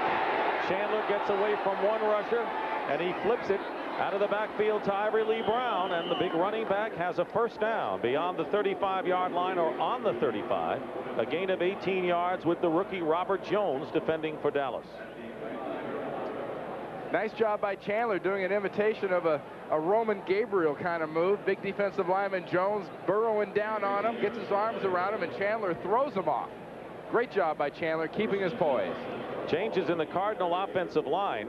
Sharp and May are on the left side, but Ed Cunningham had replaced Danny B at center. Vernon Smith is the right guard, with Rick Cunningham the right tackle. Cunningham was hobbled after that last play. First down on the 35 of Phoenix.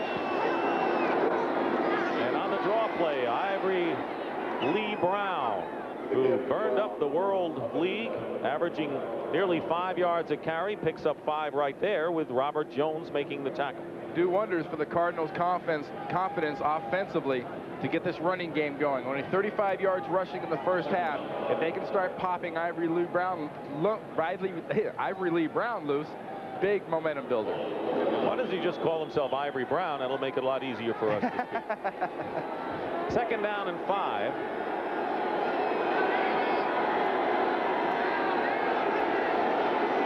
And again, the draw play, and Brown. He's tough to bring down, and he picks up about 3 yards on that play. And Ray Horton, the free safety, who had a strained hamstring and was questionable earlier in the week, but playing today, makes the stop. Well, Ivory Lee Brown is one of those running backs you don't want a corner or a crease on him. At 6'2", 260, you better, it's like in baseball where you're trying to hit it right in that sweet spot on the wood of the bat. You better catch Ivory Lee Brown right in the sweet spot in the middle if you're going to bring him down, because he'll run right through you.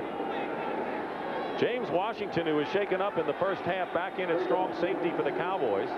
Third down and 2 for the Cardinals.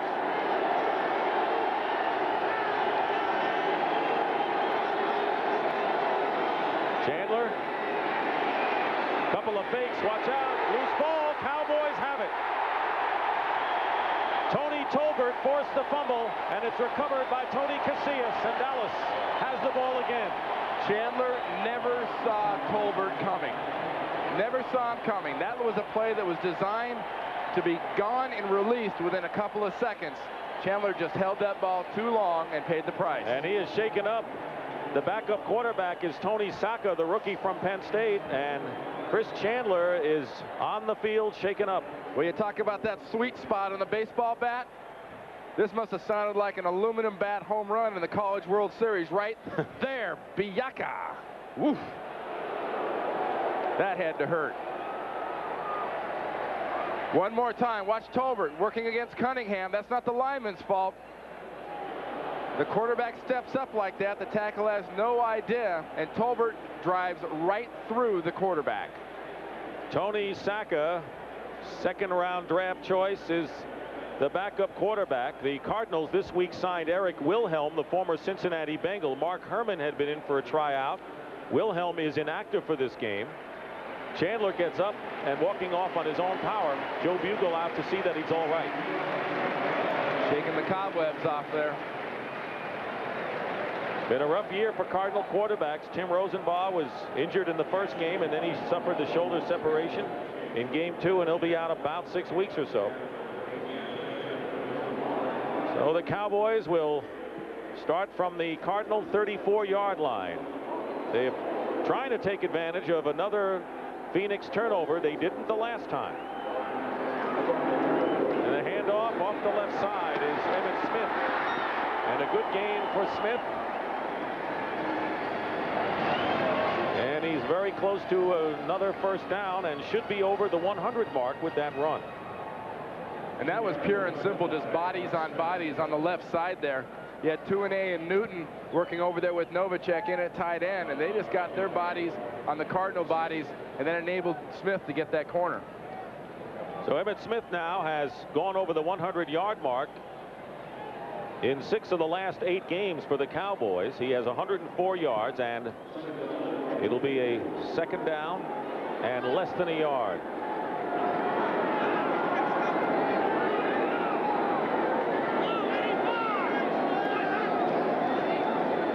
Aikman to throw on 2nd and 1. The pass is caught by Michael Irvin. Still fighting to stay on his feet and down inside the 10-yard line. Another Dallas first down. 18 yards that time with Lynch and Zordich defending. You don't always think of a wide receiver as being a strength player, but when you got a guy like a Michael Irvin, you have got to bring him down. And Lorenzo Lynch working against him at quarterback, number 29, he's thinking, where is the cavalry right now? I'm going to hold on. I got him, but come on, guys. More than 2. Takes 3. That's a wide receiver, but it still took 3 to bring down Michael Irvin. 6 catches for 194 yards for Michael Irvin, and we still have 8:36 to play here in the 3rd quarter. Not a bad average for a little over a half. First and goal at the 7-yard line, and Jim Waller jumped off sides again at nose guard. Before the ball was snapped, encroachment number 66 on the defense. Half the distance to the goal, still first down. You saw Eric Hill grab Jim Waller by the face mask. Turn of events here in the second half, where the Cardinals were driving, trailing 21-10.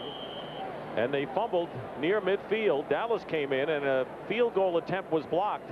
And then the Cowboys then recovered another fumble in Cardinal territory, and they're threatening to go up here by 18 points. Emmitt Smith can't bounce off any defenders there, and he is stopped short on first down play by Jim Waller. So it'll be 2nd and goal. Turnovers are so critical to a team, especially an underdog team, especially a team that stands around. You got to remember, I was on a real losing team, San Francisco, when I was first there. When you're in this mindset, as the Cardinals are right now, I believe, they're almost sitting around waiting for something bad to happen, knowing something bad is going to happen. Well, so far in this third quarter, they've seen that something bad happen twice. Luckily for them, Dallas couldn't convert the first time. 2nd and goal on the 4-yard line for the Cowboys. And Aikman with a pass to Michael Irvin. He's in for his 3rd touchdown.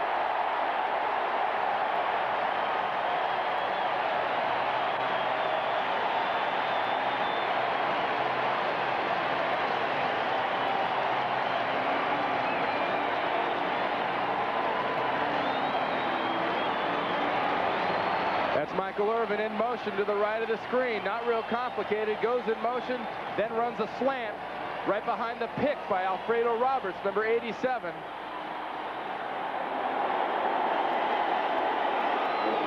So it's a banner day for Michael Irvin, who matches his career record of 3 touchdown receptions and his all-time leading yardage game. He's at 200 yards. Lynn Elliott's extra point is good. And the Cowboys lead the Cardinals 28-10. Aikman and Irvin. That's been the combination today.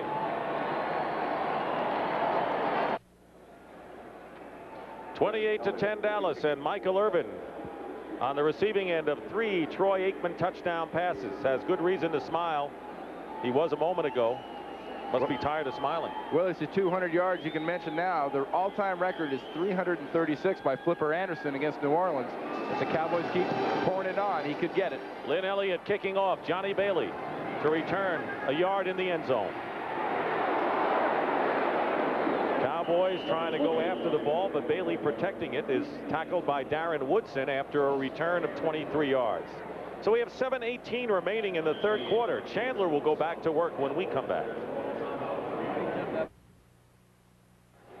A great illustration of what a pick is. Watch Alfredo Roberts against McDonald, the safety. Doesn't even try to hide him. Watch him come underneath Novacek, the other tight end, 84. Now watch him just block the safety. Look at him just burying that shoulder into McDonald underneath. Beating Aeneas Williams is Michael Irvin for 6 again, number 3. First down on the 23 for the Cardinals. Johnny Bailey is the running back, but Chandler's got a pass, and he completes it to Ricky Prohl out of bounds. Prohl, the sure handers you'll find, picks up 17 yards with Kenneth Gant knocking him out of bounds. Well, Phoenix has to know after watching that New York Giants game last week, this is not a gigantic lead of 18 points. This is not the time to start throwing the ball into stupid places in the defense and taking bad chances. Joe Bugel's offense needs to move down the field, stay patient, but very importantly, they must have 6. First down on the 41-yard line. He's got plenty of time in this quarter, just under 7 minutes. Chandler's pass is caught by Ernie Jones. Ernie Jones with a great move. The whistle had blown. There is no fumble on the play. Gant making the tackle after a gain of 33 yards. Ernie Jones burned the Cowboys a couple of years ago with 2 big touchdown passes, and he makes a big play here. Well, we talked about the Cardinals kind of standing around expecting something bad to happen. Well, here's an example where it looks like the Dallas defense is standing around waiting for somebody else to make a play. And Gant, luckily for this defense, is the one that comes in and makes the play. Because if not for that tackle, we're talking 6 points Phoenix. First down. Ball on the 27-yard line, and the handoff is to Johnny Bailey, showing some speed, and Bailey close to another first down, and he may have it for the Cardinals. Talk about a changeup. You got a 265-pound back in Ivory Lee Brown, who's plodding in power, and all of a sudden you get a little guy who wants to give you that kind of jiggly water bug look. Horton and Washington made the tackle for the Cowboys. And they check the measurement to see whether the Cardinals have a first down, and they will measure.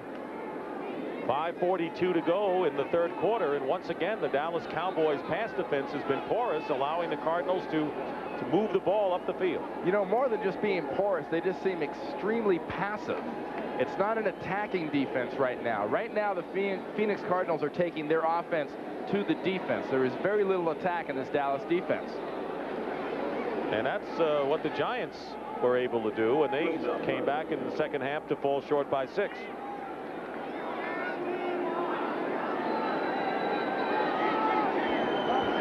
It is a Cardinal first down on the 16-yard line, so even though it's 28-10, Jimmy Johnson's a bit anxious on the sideline. Dallas has averaged over 9 yards per play, and Phoenix nearly 7. That's pretty good for both sides. But Chandler sure recovered from that last hit, didn't he? Well, that last graphic tells you there were a lot of 1s and 2s and 50s and 60s in that mix. Crowd getting in the action here. Chandler being chased by Casillas. 3 penalty markers down, and we may have a holding call. And normally that's the indication. No gain on the play. Looked like somebody up there on the offensive line had a little too good a grasp of their technique on that play.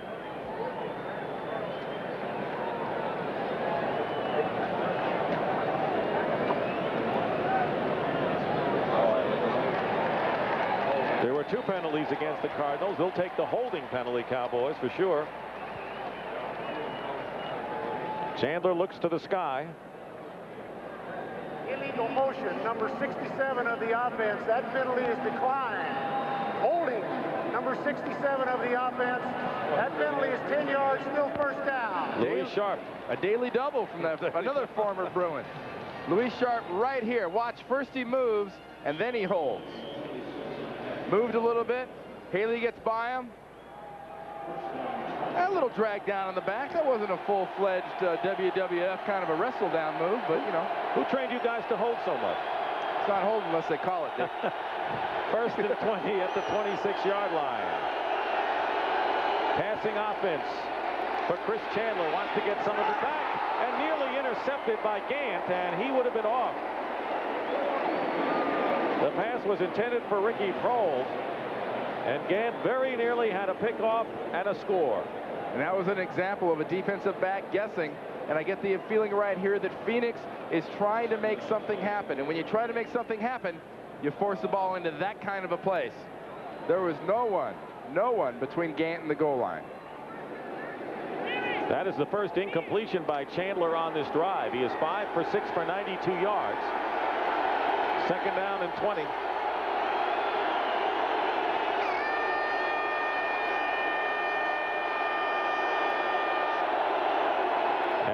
The quick handoff to Larry Centers, and he gets about a yard. So now they need about 18 with under 5 minutes remaining in the third quarter. It's kind of that second and long run out the clock, kind of shot up the middle thing going there for Phoenix. They got down here in the red zone today so far. We've seen some what seems to be uninspired kind of haphazard play calling down here in the red zone. They seem to unleash it pretty well until they get to about the 25 or 20-yard line. They also seem to make a mistake down here, and they let that mistake affect them. They got to fight through those mistakes. Third down and 18. Out of the shotgun. Chandler lost the pass. Jones can't hold on to it. He went up for it, appeared to have it, and then lost it on the way down. So it'll go as an incompleted pass. And fourth down coming up, and Greg Davis will come in to try a field goal for the Cardinals. And a play like that is an illustration between a team like a Cowboys and a Redskins and a Bears. Those guys make those catches. When you're struggling and having a hard time, and this isn't a knock on Ernie Jones, but it's all a matter of an attitude thing. When you're going to make that, you think you're a winner, you act like a winner, you make those plays. Jones normally makes those plays, but Greg Davis will try a 42-yard field goal. Chandler holding. He's already made one today, and this one is long enough, and this kick is good. So Greg Davis is 2 for 2 on the afternoon, and the Phoenix Cardinals get 3 back. And with 4:09 remaining in the third, it's 28-13 Dallas.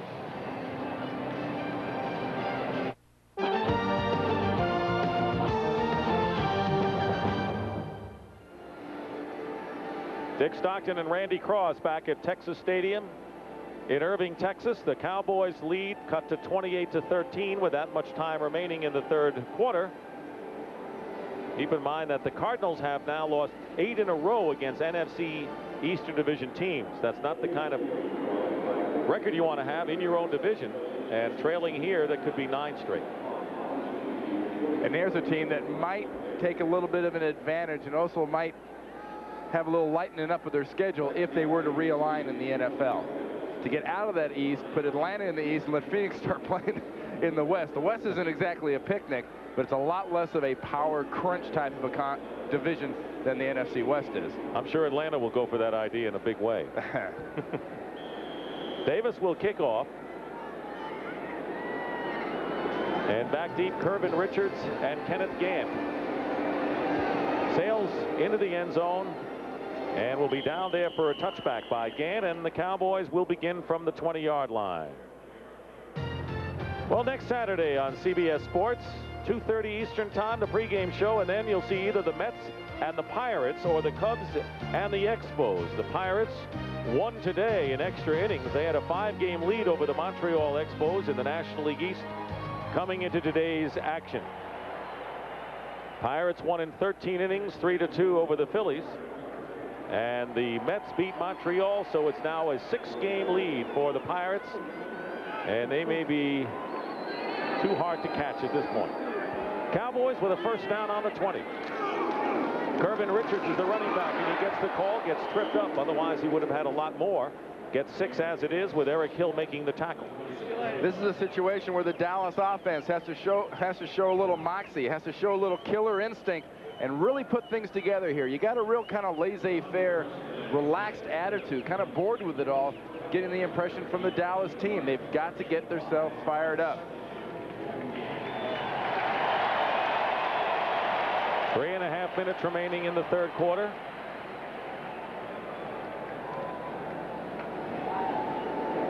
Troy Aikman with 3 touchdown passes today, including his career individual big pass play, 87 yards for a score.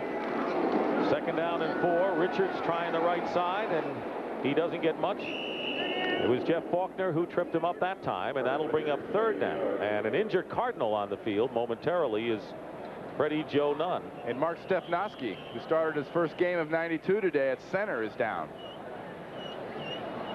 Stepnoski was a holdout signed 2 days before the season opener against the Washington Redskins.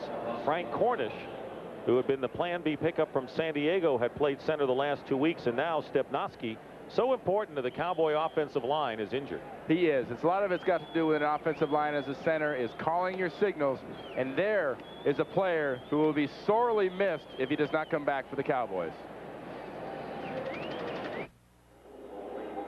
Way in the back there is Mark Stepnoski, who is shaken up, and they're working on him on the bench, and Frank Cornish replaces him at center. It would appear that it was basically a communication problem. Communication problem being between his brain and the rest of his body, because he got kicked in the back of the head and kind of went away for a while. You didn't know what kicked him, but something did. 3rd down and 3 on the 27-yard line. Harper goes in motion. Aikman fires, and it's Michael Irvin who bobbled it and caught it and has a Dallas first down. Steve Lofton, a nickelback, making the tackle and a pickup of 10 yards. What a day for Michael Irvin. This is his career high yardage. He's well over 200 yards. When things go right and you're getting the bounces, boy, do you get the bounces. Look at this. Whoop.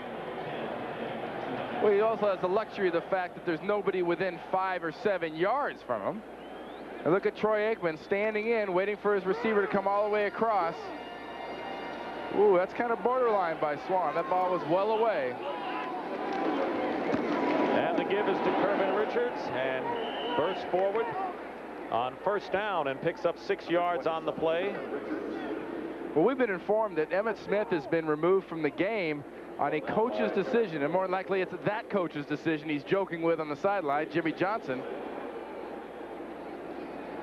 Not only did he get over 100 yards, but he has bigger goals ahead, doesn't he? Oh, he wants to get 2,000 yards rushing. He wants to get a new contract. You know, in fact, he was kidding with Michael Irvin. Michael Irvin says, you know, you're going to be, all my kids, you're going to be their godfather, because I want my kids to have rich godparents. And he will be rich. Richards carrying and shy of a first down by a couple of yards. He picked up 3. As we wind down to 1 minute remaining in the third quarter. So Emmitt Smith over 100 yards for the 5th time in his last, or 6th time in his last 8 games. And he scored a touchdown today. So the Phoenix Cardinals will always remember him. 4 games, 10 touchdowns against this team. And this is Kervin Richards' first real action in over a month. Had a lacerated kidney. Was sort of the emergency back for a few weeks, but now is getting rounding into form and be a legitimate backup to Smith. 3rd down and 1 at the 46. Aikman's pass, Novacek, and that is his first catch of the day.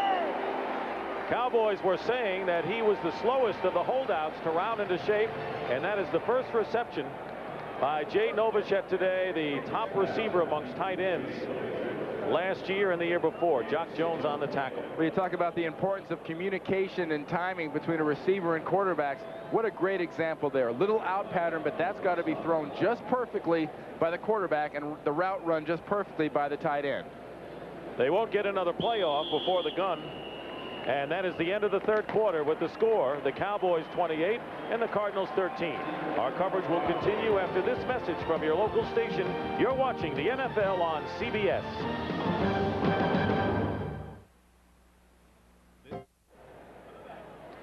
Back at Texas Stadium along with Randy Cross, this is Dick Stockton, and the Cowboys have a first down on the Cardinal 47 as we start the fourth quarter, leading 28-13.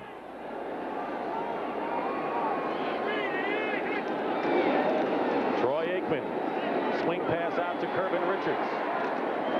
And Richards out of bounds after a gain of about 5 yards. Tyrone Stowe was the first to reach him, and Freddie Joe Nunn. At this point, it looks like Troy Aikman in this offense is trying to get the work to the people that haven't been around. Getting the ball a lot to Michael Irvin, getting the ball out to Jay Novacek, getting the ball to Kervin Richards. Washington still in a close game with Detroit in the fourth quarter. Miami over the Rams, who have come back. Pittsburgh trying to make it 3 in a row under Bill Cowher, and the Raiders have come back against the Browns. 2nd down and 6 on the 43 of the Cardinals. Aikman has completed his last 5 passes. Tommy Agee is the up back with Kervin Richards the setback. It's Richards on the call, and he is going to be thrown way back by Tyrone Stowe. Tyrone Stowe and a loss of 2. This is a play that this Phoenix defense just stuffs. Watch this, trying to be a draw. Swan doesn't bite. He's closing it from the backside on Giesick. He's the one that makes the play, and Stowe comes in to clean up the scraps. It was a great job by Eric Swan, the big guy, number 98, just stuffing that play on Giesick and forcing Kervin Richards to go around. There's Swan, number 1 draft pick, taken as a gamble last year. Well, he's only down about 35, 40 pounds, too. He's down around 295, 300 pounds. Knew last year he played way too heavy. 3rd down and 8 for Dallas. Aikman being chased, trying to run for the sticks, and let's see if he made it. Oh, what a play by Michael Irvin. Why did Massey let him just shield him off and not drive through him? That's amazing. And an 8-yard gain. Let's see if it's enough for the first down. The guy's got over 200 yards, 210 yards receiving, and 3 touchdowns. Then what do? You get a little blue-collar work in, and you enable your quarterback to get a first down. Look at that blocking. He is not going to let Massey get away. He's holding the heck out of him. That's why he won't get away. Well, whatever it is, Michael Irvin is playing this game so-called away from the ball, not as a receiver, as if the score were tied. They're going to measure to see whether that maneuver was sufficient enough to give Dallas the ball for another series. Emmitt Smith is signaling that it is a first down. He beat the referee to it. He can referee too. Well, he's got plenty of time now that he's been taken out of the game, getting Curvin Richards some playing time. You know, psychologically, something like that is really got to tick the Phoenix Cardinal team off a little bit. You look up there and their second string halfbacks in. Their starter has got over 100 yards rushing against you, and they take him out of the game to rest and give the backup a little work. That is a little blow to your pride there. Sure is. 1st and 10 on the 37-yard line. 10th play of the drive coming up for the Cowboys. And Aikman on a fade pattern. And the pass is intercepted. Incomplete, they say. It was intended for Michael Irvin and Robert Massey. Knocked it away. Aikman was going for number 4 to his favorite wide receiver. Well, it was a good job by Massey working against Irvin. But you know what I want to point out? You want to talk about some indecision? Watch the official right there where this happens. Okay? Is this a catch? Ooh, I don't know. There the ball's on the ground. He trapped it. But it's funny, the guy that was right there didn't say anything. And there's Aikman. See, you can tell he's not really basically a defensive kind of guy, because he wasn't exactly getting ready to break down and go cover and make a tackle right there. Aikman is 12 for 18, 242 yards and 3 touchdown passes. 2nd down and 10 on the 37-yard line. Curvin Richards is hit hard from behind, but gets 4 yards that play. And it was Ken Harvey. We haven't mentioned his name much today. There's a lot of places where things have been opening up, but in the middle of that defense now in the second half is not one of those places. Swan, Waller, Stowe, Hill, they're doing a fine job of plugging up the middle of that line. Curvin Richards, the ball carrier, was shaken up on the play. Bring you up to date on the scores. Vinny Testaverde suffered an injury today. So did Rich Gannon of the Vikings.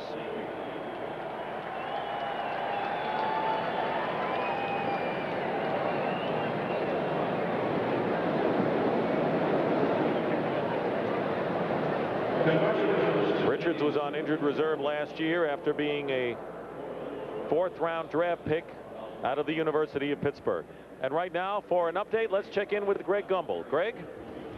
All right, Dick, at Washington, Rodney Peete of the Detroit Lions watched the pump fake, and that frees Willie Green down the sideline 67 yards. That penalty marker was against Washington, and it was refused. The Lions, who have never won at RFK, are within a field goal. 13-10 Redskins, 4th quarter, Dick. All right, Greg, and last week the Falcons, we were there, had never won at RFK and very nearly pulled it off against the Redskins. There might be a problem with the Washington club thus far. That's true. Well, the Washington club is not quite there. We mentioned it last week, and they're just a team that's a little bit off. Detroit is a fine football team. We saw them in the opener get nipped at the buzzer by the Chicago Bears with 1 second to go. Waddle catches a touchdown. You know, what is it this year, Dick? It seems like the defensive backs are just chomping on pump action fakes. How many times have you seen in all these games in the last 3 weeks, guys doing that pump? The guy bites. We had it in our game. Aeneas Williams bit early Michael Irvin's touchdown. A lot of over-aggressiveness. Emmitt Smith is back in the lineup and running back for the Cowboys. And the pass, they rule it is a catch by Novacek. And it should be enough for a Dallas 1st down. Michael Zordich was defending on the play, but let's see where they spot the ball. Emmitt Smith says 1st down. He's been a good referee so far. He has signaled 1st down twice today. You know, interesting about the Washington Redskins game, because they know that the Eagles won big and that the Cowboys are winning here. The Redskins can ill afford to go 1-2 and see the Cowboys and the Eagles 3-0 in a very tight NFC East race this year. You know, they still have 2 more with Philadelphia. Got another one with Dallas.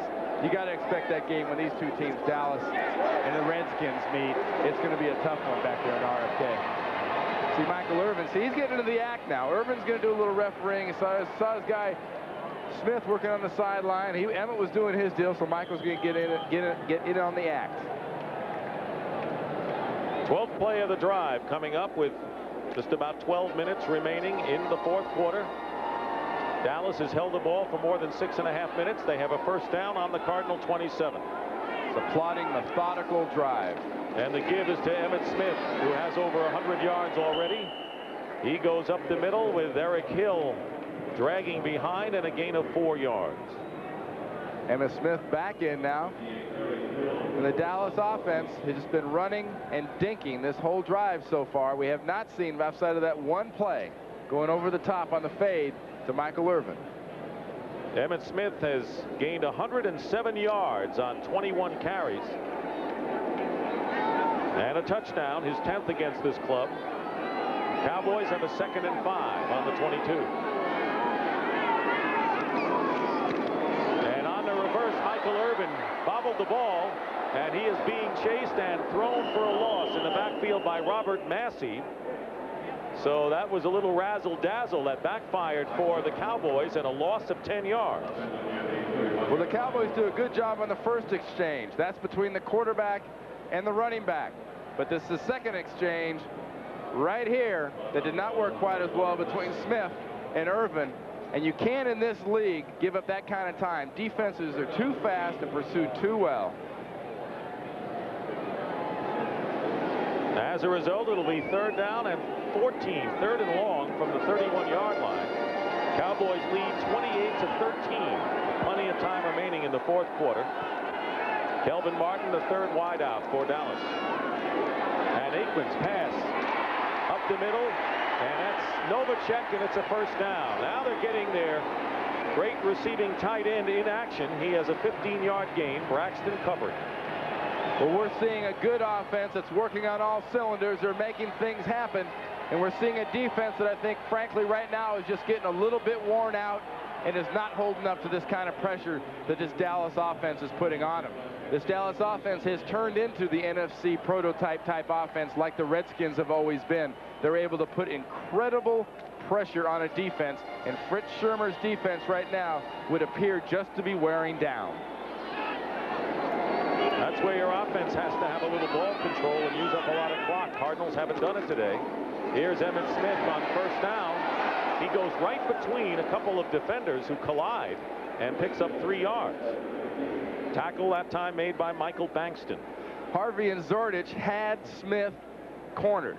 Emmitt came right up between them. They both went to tackle him, and all they saw was each other's face masks smacked together. Watch this. Emmett's going to get this ball. Look at Harvey, 56. He's got him on one side. Zordich has him on the other. Bap. All they hit is each other. Neither one of them hit Emmitt. That's like in a bad football movie where 2 defenders bang into each other.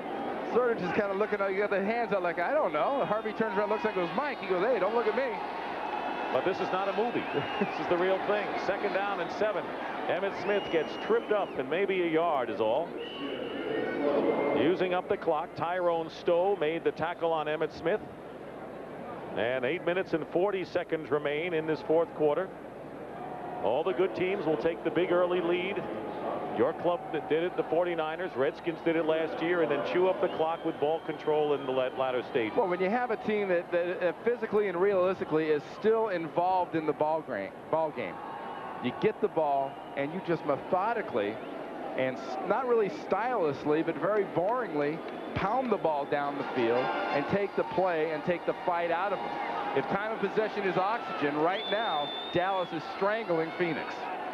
Cowboys converted their last 5 third down plays and a penalty marker down. Alvin Harper was the intended receiver with Lofton covering. But a penalty. And it'll be offensive pass interference against Dallas.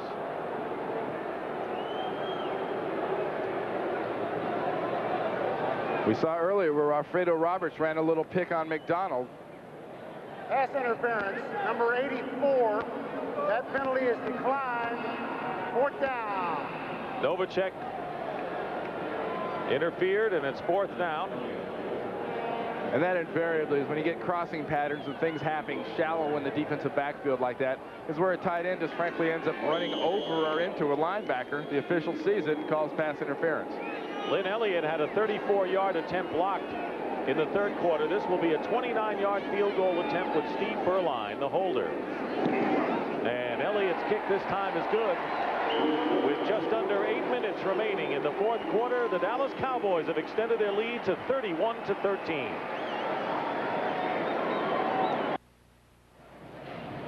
In our game summary, what jumps out at you, Michael Irvin, 210 yards, 3 touchdowns, 417 yards total offense by the Cowboys today.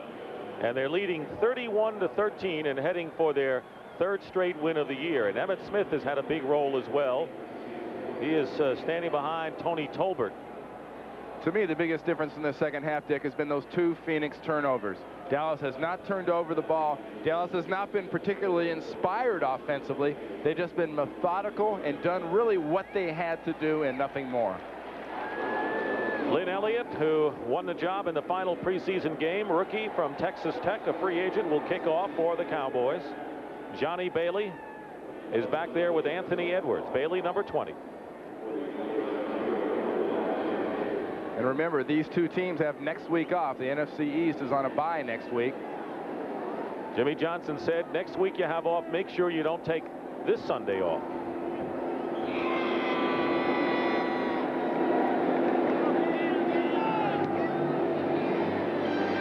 High end over end kick, and Bailey will return it starting from the 1-yard line.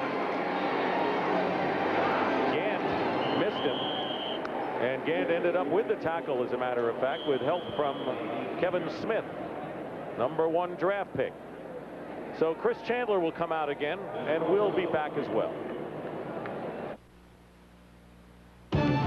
CBS Sports coverage of the National Football League is sponsored by Mercedes-Benz, builders of fine automobiles since 1886.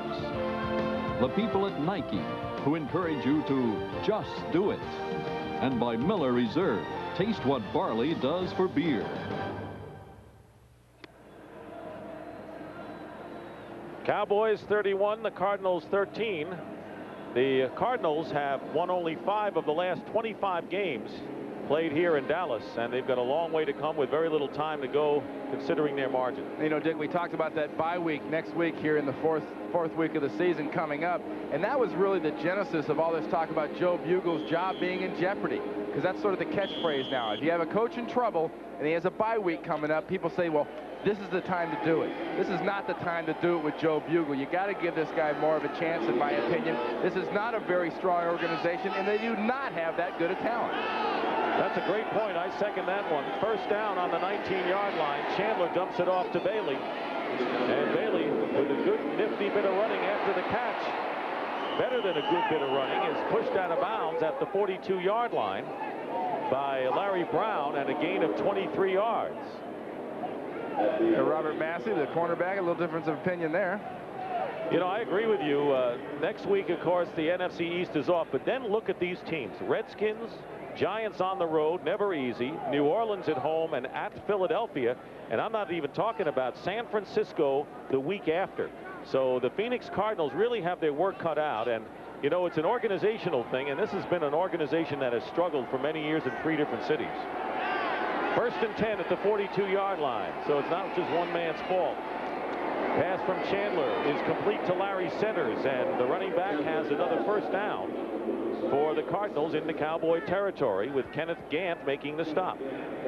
If you're thinking 3 scores real quick, the first one has got to be a quick one. It's got to be a lightning hit. You got to look to a Randall Hill or an Ernie Jones to get you on the board real quick if you're Phoenix right here. First down on the Cowboy 46-yard line. Chandler has time, and the pass is caught by Ernie Jones. And another big gain inside the 30. 17 more yards for the Cardinals, who are practically running a 2-minute offense at this point. Well, they're in their 6-minute and 40-second offense right now, Dick.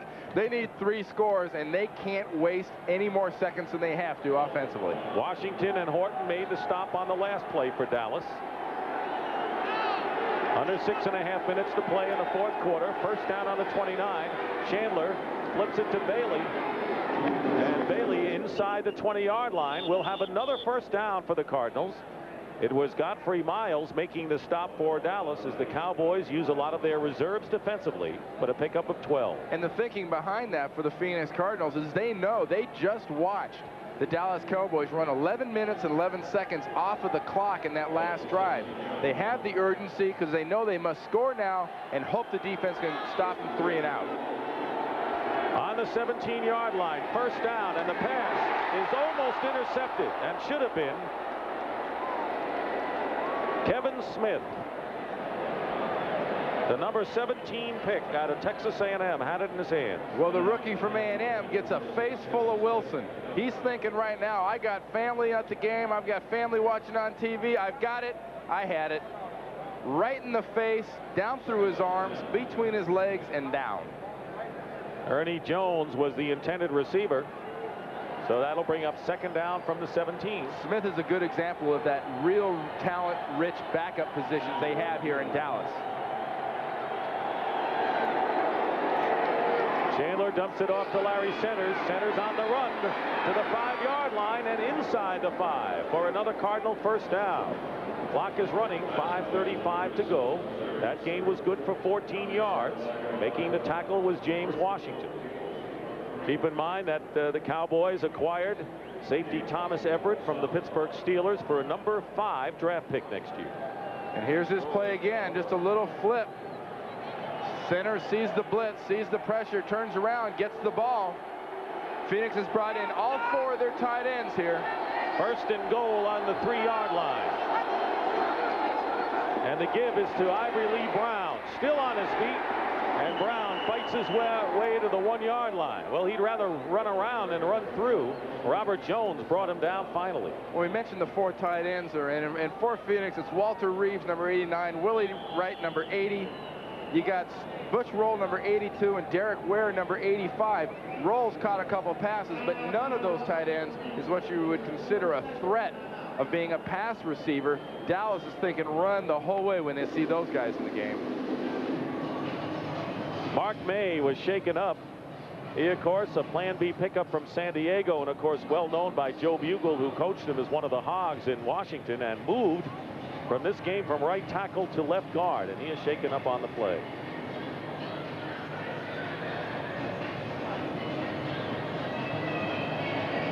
We'll take another look. May's lined up at left guard. Doesn't seem to be anything there, but look, good lateral pursuit by the Dallas defense. Somebody's got to tell Ivory Lee, man, you're 6'2", you're 265. You are not well served running parallel to the line of scrimmage. Use that girth. Run through guys. Run over guys. Girth of a nation. Ivory Lee Brown. Girth of a running back if he could figure it out. 4 minutes and 50 seconds remain in the fourth quarter. Second and goal from the 1-yard line.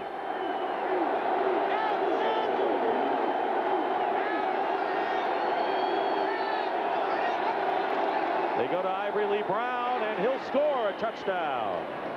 Ivory Lee Brown with his first NFL touchdown from 1 yard out with nearly 5 minutes remaining in this fourth quarter.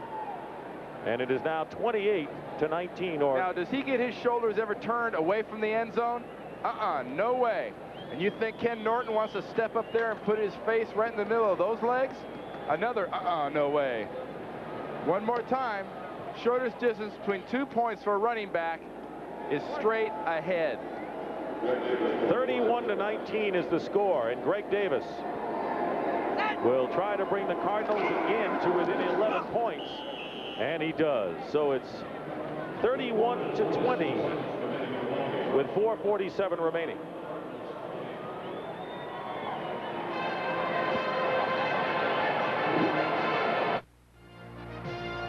Next Saturday, baseball on CBS Sports. The Mets at the Pirates. Some of you will see the Cubs at Expos. Pirates lead the Expos by 6 games.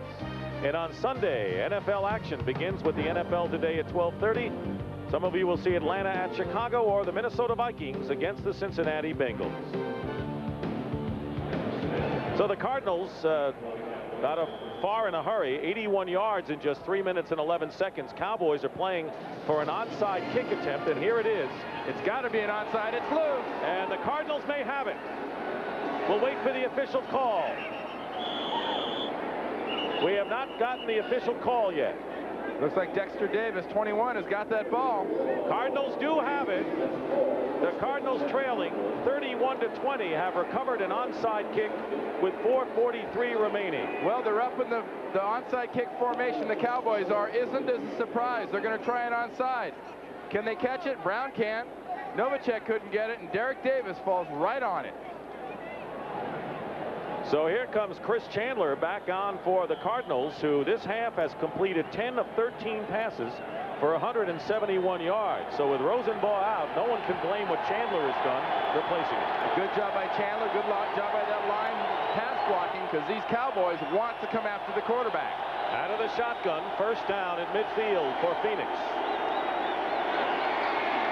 Wide open is Larry Centers out of the backfield, and Centers picks up 6 yards. Tackle made by Kenneth Gant and Bill Bates.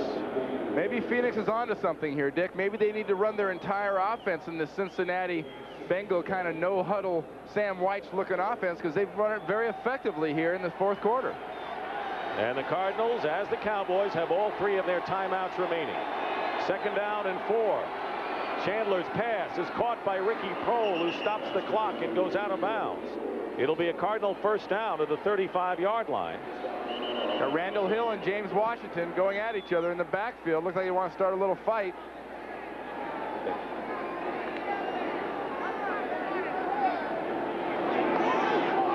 Keep in mind, the Cowboys were in front 34-0 last week against the Giants and held on to win 34-28.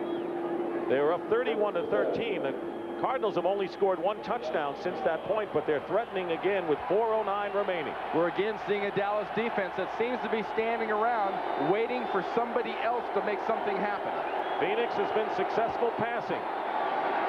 There's the first down play, and it's incomplete. Gant was covering Ricky Prohl all the way. 4:05 remaining in the fourth quarter. The Cardinals need 2 touchdowns. They are trailing 31-20, so a touchdown and a field goal would leave them 1 point short. So with very little time, they need a lot of points, and each team has all 3 of their timeouts remaining. Well, the sense of urgency for Joe Bugel and the Cardinals naturally is getting 2 scores. It is also knowing that if they give Dallas back the ball, they will not get it back. Second and 10 on the 35-yard line. Dump pass over to Johnny Bailey, and Bailey on the move inside the 20-yard line, and Bailey puts the Cardinals in prime position with a gain of 19 yards, and Phoenix calls a timeout. We'll check the timeout situation for the Cardinals. But a nice play. You got Charles Haley and company up front coming after Chandler, and he flips this thing down there to Bailey. Little block in front by Cunningham, the rookie center, filling in for Danny Villa. Horton manages to just trip him up with a little help from Washington, or it's 6 points for the Cardinals. Cardinals have 1 timeout left. They have 1 remaining with 3:55 to go in the fourth quarter. And the Cardinals need 2 touchdowns, so they have to strike and get a score here and then recover an onside kick, because with 1 timeout left, they would need more than 1 defensively to get the ball back that way. See, the problem Dallas has had in the last 2 weeks, they've gotten out to these leads, and their defense immediately, though probably not through plan, starts to play very passively. And this is a defense that I've said it twice already, but seems to be standing around, looking at each other going, well, Charles, you sack him. No, James, you get an interception. It can't work like that. First down on the 16. And the pass, and a wrong cut was made by Randall Hill. Kevin Smith was covering on the play for Dallas. Well, that was a pass intended to go right at the cone in the back of the end zone. Whether or not Hill could get there, Chandler was putting that ball up there because he knew only his receiver could get it if he made it there. There's the story. 3:49 remaining. Phoenix has 1 timeout left, trailing by 11 points, 31-20. Second down and 10 on the Dallas 16. How often do you see in the red zone over the middle when you're throwing, things open up on slants? Chandler in trouble, and he throws it out of the end zone, and a smart move by Chris Chandler who is about ready to be sacked by Leon Lett. Leon Lett did a good job of getting in there because Chandler had that pass completion to Ricky Proehl. You saw Chandler look over to the sideline and give that little, you know, that was this close, I was this close. If he can throw now at 6. Leon Lett did a nice job getting in there and throwing the ball, getting Chandler to throw that ball away. So now it is 3rd down. 2 plays to get a first down or a score here. Ernie Jones goes in motion. And Chandler going to run for it and gets stopped inside the 10-yard line. He's short of a first down by just a couple. Bates makes the stop, and now Chandler will use his last timeout. 4th down is coming up, and the Cardinals will go for it, obviously, trailing by 11, but they are out of timeouts. And actually, I think Chandler and the Cardinals got a real break on the spotting of that ball, because at the very end of that play, Chandler seemed to be going into that kind of fetal crawl position that the quarterbacks go into when they're going down. Watch here at the end of the play. Chandler, as he has so many times today, evading the rush, making something happen. Watch him start to go down at the ground. He's ducking. He's not running. I think they got a heck of a spot there on that ball. Ball should be back by around the 10-yard line. The Cardinals have gone for it on 4th down twice today and have been successful on both occasions, but this is the one that they really need. 4th down and 2 on the 8-yard line. As I'll tell you what, the Cardinals, even without Tim Rosenbaugh, do not have a quarterback problem, that's for sure. No, and if you're Dallas, you're looking at the personnel in the game right now. You got Larry Centers in at running back. You have receivers in, and there is no 265-pound power running Ivory Lee Brown. So you're thinking pass the entire way here. Randall Hill on the right, Ernie Jones and Ricky Proehl to the left. 4th down and 2. Chandler in trouble, and he's sacked. And the Cowboys make the defensive play to take over on downs. It was Tony Tolbert, and that is the first sack of the game for either side. Gosh, what a surprise. They're going to throw the ball here. They might as well have gotten back in the shotgun for as much of a concealment this was. You knew it was going to be a pass. They're bringing the blitz. Gantz coming in out of the slot from the right. And now it's Haley making him step up, and Tolbert getting the scraps and taking down Chandler. Good job by the Dallas defensive line, putting a pass rush on when they knew it was a pass and knew they had to have it. So the Dallas Cowboys defense clamps down. Keep in mind the Cardinals needed 2 touchdowns, but they come up empty, and the Cowboys take over on downs with 3:22 to play, and the Phoenix Cardinals are out of timeouts. First down on the 14-yard line. And the handoff is to Emmitt Smith. Cardinals can't stop the clock, and while we have a moment, we want to thank some people. Our game today here at Texas Stadium, produced by Mark Wolf and directed by Bob Mattina. The NFL Today, produced by Eric Mann and directed by Duke Struck. And the senior producer of the NFL on CBS is Ed Gorin. And we also like to thank Marty Aronoff and Dave Corris for their work up here in the booth. Well, Joe Bugel now will have probably the longest week off that he's ever had. It's going to be a tough, long 2 weeks right now for Bugel, but you know what? This game isn't over. If Dallas does not get a first down, Phoenix will get the ball back. 2nd down and 11. Here's Emmitt Smith again protecting the ball, and Eric Hill hits him immediately. The clock will stop here at the 2-minute warning, and Dallas will have one more play. So with about a minute or so, give or take a few seconds, Phoenix and Chandler will get another shot. Well, the best of times could be, well, not quite right now, but in the coming future. It's not too far off. And for the worst of times, that's the old story about there's a light at the end of the tunnel for the Phoenix Cardinals, but it's a train. That's always a harrowing thought when you hear people say that, Randy. We're down to the 2-minute warning here. Dallas leading.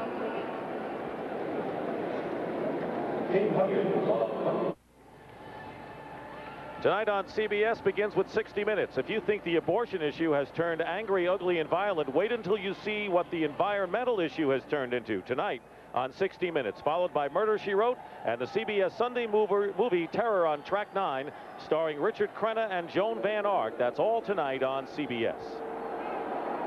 2 minutes remaining in the fourth quarter. 3rd down and 10 coming up for the Cowboys. And nothing fancy. Emmitt Smith is stopped short. And the Cardinals will get the ball again. Eric Swan making the tackle on Smith, who went over the 100-yard mark again today for the 6th time in 8 games. Yeah, I know they need 2 touchdowns. They need 2 scores, but I love seeing an offense get the ball back in this situation because I like watching these wide open situations at the end of a game where they're going to be throwing it and chucking it, and it's fun to watch football. It's always a shame that offenses can't operate that wide open other times of the game. Yeah, it seems to work whenever they do it at other times of the game. Mike Saxon will kick from the goal line, and Johnny Bailey is back deep for the Cardinals. That's Bailey, who's got good speed. Dallas calls one of their timeouts just before they're going to be penalized. So the Cowboys use their first.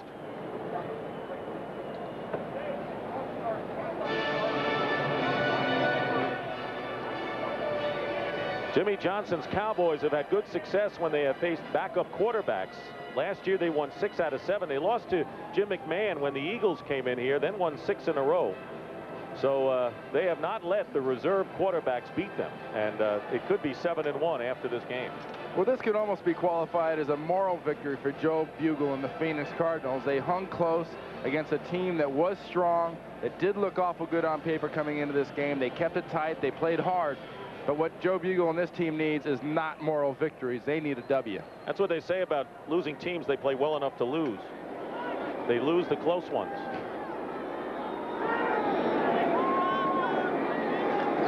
Here's Saxon to kick. Beautiful punt by Mike Saxon will send Johnny Bailey way back to his 26-yard line. And that was a big play for the Dallas Cowboys with Phoenix out of timeouts, as Bailey is stopped after a 58-yard kick by Vincent Smith inside his 40-yard line. 1 minute remaining in the fourth quarter. And let's see what magic Chris Chandler still has in his right arm. Dan Marino and the Miami Dolphins down the Rams 26-10. Got off to a quick 17-0 lead. That's after the Monday night win over Cleveland, so they had the short week. First down on the 39-yard line. This is that everybody go long stage of the game. Out of the shotgun is Chris Chandler. Penalty marker is down. Offsides on Charles Haley. And the pass nearly picked off after a deflection. It was Jim Jeffcoat who almost had the ball. Haley with a great rush in on Chandler. And that was a great rush because he started about a half a step before everybody else moved. He was offsides, I think. Penalty against the Dallas Cowboys. Offside, number 94 on the defense, 5 yards, still first down. Haley anxious to get in on Chandler. 55 seconds remain. So it'll be 1st and 5 on the 44-yard line.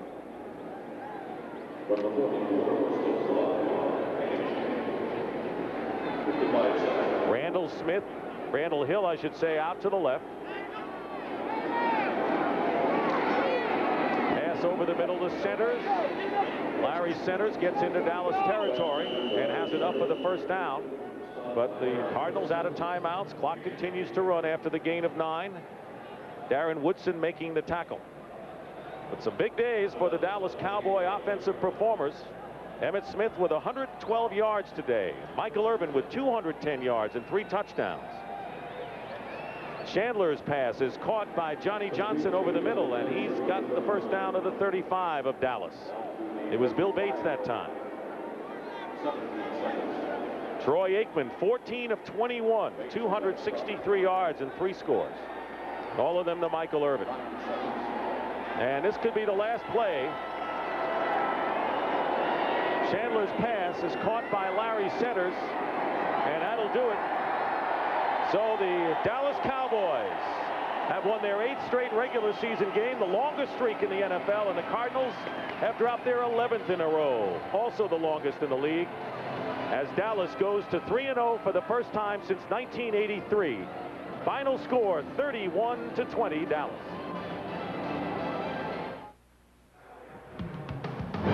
And so for Randy Cross, this is Dick Stockton saying so long from Texas Stadium with a final score: the Dallas Cowboys 31, the Phoenix Cardinals 20.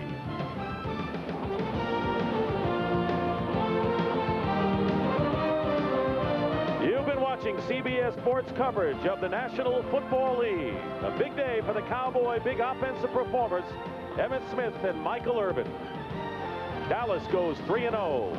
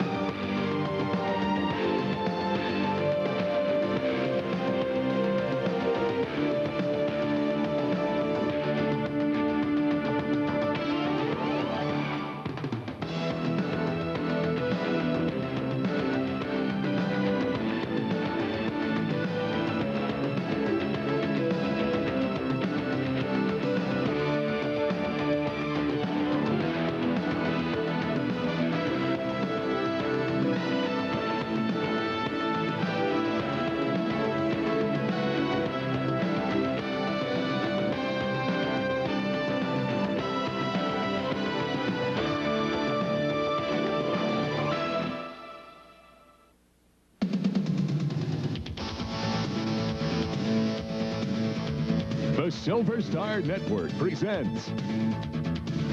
Straight drop, no rush, and they are big bending it to the end zone.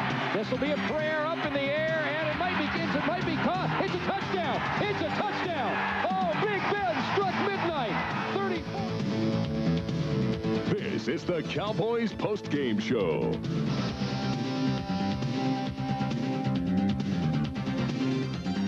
Welcome to the Dallas Cowboys post-game show. I'm Michael Ray, as always, just outside the Dallas Cowboys locker room as the Cowboys defeat the Cardinals 31-20. Folks worried all week long, would the Cowboys maintain their intensity after their tough week last week in New York? Yes, they did. Maybe a little flat towards the end. A win is a win is a win. The Cowboys go to 3-0. Michael Irvin over 200 yards receiving, 3 touchdowns today. Emmitt Smith over 100 yards rushing, adds in a touchdown. Again, 31-20. Cowboys go to 3-0. A couple of Cowboys dinged up. Mark Stepnoski took a knee to the head, and he was a little out of it. We'll check with Kevin O'Neill in just a little bit, and he'll give us the conditions on not only Stepnoski, but also Kervin Richards. Brad Sham is on his way right now from the Cowboy play-by-play booth. He'll be in that locker room in just a few moments and give Cowboy play-by-play, or actually Cowboy interviews with a bunch of the Cowboy players. We'll also hope to get Jerry Jones. He's with Thomas Everett, who the Cowboys will trade for officially in just a few moments to get from the Pittsburgh Steelers a free safety. You might remember him from Baylor if you're a Southwest Conference fan. Lots to come on the Cowboy postgame show. When we come back, we will go into the media room and cover Jimmy Johnson's press conference. All to come on the Cowboy postgame show right after this.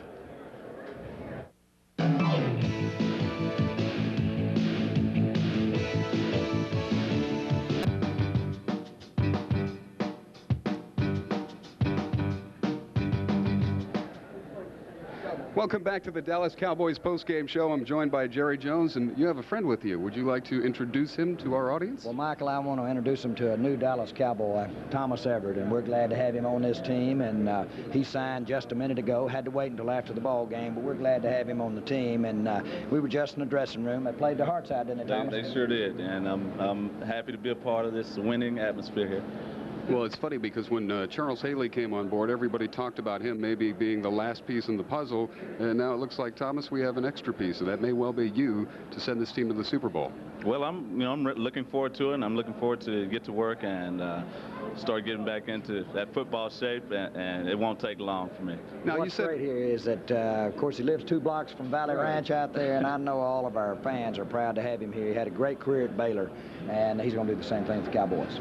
Yeah, I was going to ask you, I mean, living in Bent Tree in that area, you obviously have kept up with the Cowboys. You said earlier in the week you didn't really have a yearning to come to the Cowboys, but you're more than happy to be here, no doubt. Well, it really wasn't a yearning. It was just that the fact that I didn't expect the Cowboys to come after me. I mean, you know, I'm going to yearn to work anywhere, and so I'm yearning here, and I'm happy to be here. Well, we're happy to have you. Thank you, Thomas. Thank you, Jerry Jones. We're going to go across the hall now. Jimmy Johnson about to do his media conference. Let's look in on it.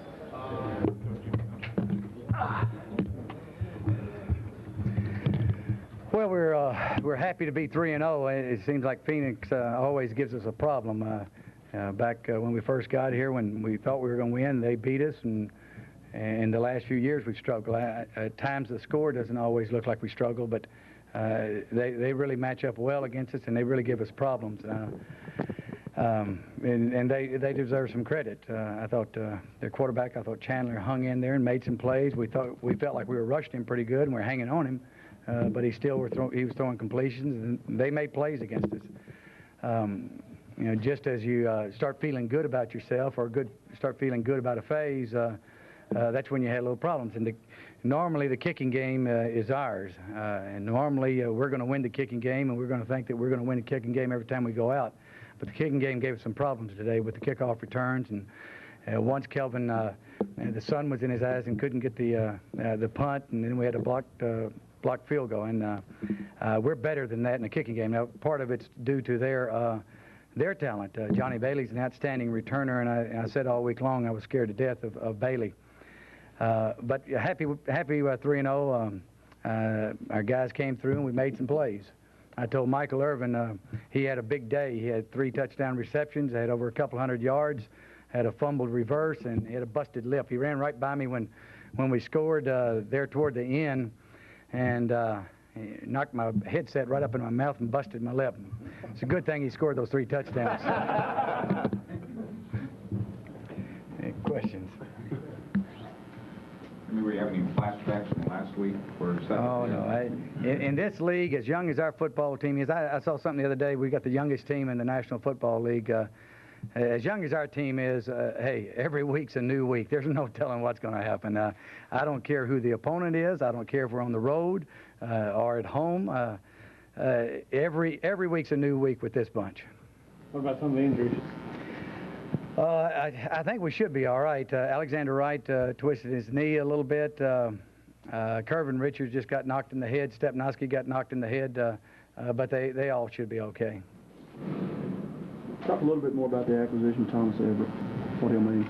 Well, you know, we're happy to have Thomas Everett as part of the Cowboys. We made inquiries about Thomas during training camp, and really couldn't get anything finalized at that time, and we waited, and so talks picked up here a little bit this week, and so we're happy. I think he'll help our football team. We'll apply for a 2-week or 2-game exemption, which the bye week actually counts as one of those games, and so it's possible that we could have him exempt for the Pittsburgh game.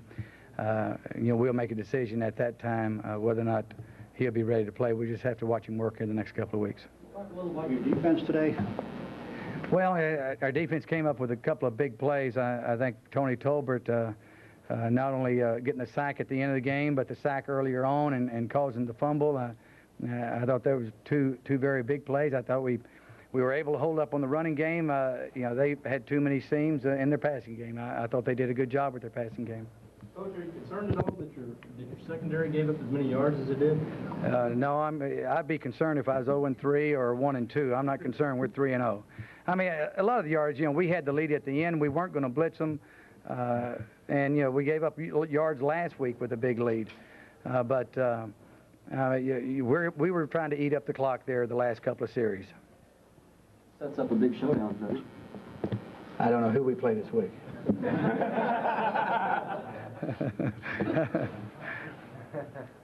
I think they got by next week.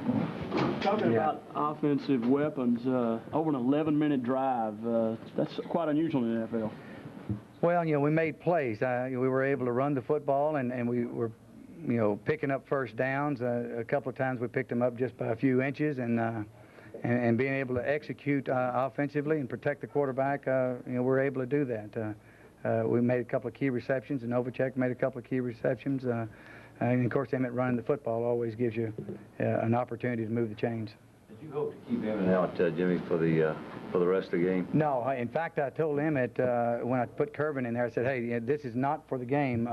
I said, you know, stay ready. I'm just going to give you a blow. And that's, you know, we wanted to work Curvin in just a few plays. I think we might have had him one play in the first half or a couple of plays in the first half, and we're going to give him a series there the second half. But, you know, Emmett's still the guy that's going to be in there. In fact, during that series, Emmett's up, you know, next to me and said, Coach, I'm ready to go. I'm ready to go. I said, just let him finish the series. Everything's going to be fine.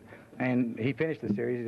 He got knocked in the head, so Emmett went back in. Was it a specific plan to get Michael Irvin involved early? Because at one point he had 6 of the 8 completions from. Oh, a lot of it just depends on their coverages. You know, if their coverages roll up on one receiver, or if they, you know, they single a certain receiver, you know, he's going to be the guy we go to. In the fourth quarter, were you even aware that Irvin was 36 yards away from the team all-time single-game record? No, I read about records after the season's over with. I don't pay attention to them during the season, and especially not during the game. You're 3-0 in the division now. Do you expect it will get harder in a couple of weeks? I think it's going to get real hard. I mean, we're going to be playing a great football team. I mean, we were extremely fortunate a year ago when we were up there. The Eagles have a great football team. Now they've got, you know, Herschel Walker and Randall Cunningham, and their offense has improved from where they were a year ago. I think they got a great football team. It's going to be the ultimate challenge to go up there on Monday night against that bunch. Well, that's Jimmy Johnson's post-game media conference. Jimmy obviously in a very good mood, even recounting the story of Michael Irvin popping him in the mouth and knocking his headset in there. Drew some blood there in the second quarter. Cowboys again win big today, or at least win 31-20. We'll be back with more of Brad Sham inside the Cowboy locker room as Dallas Cowboys football continues in a moment.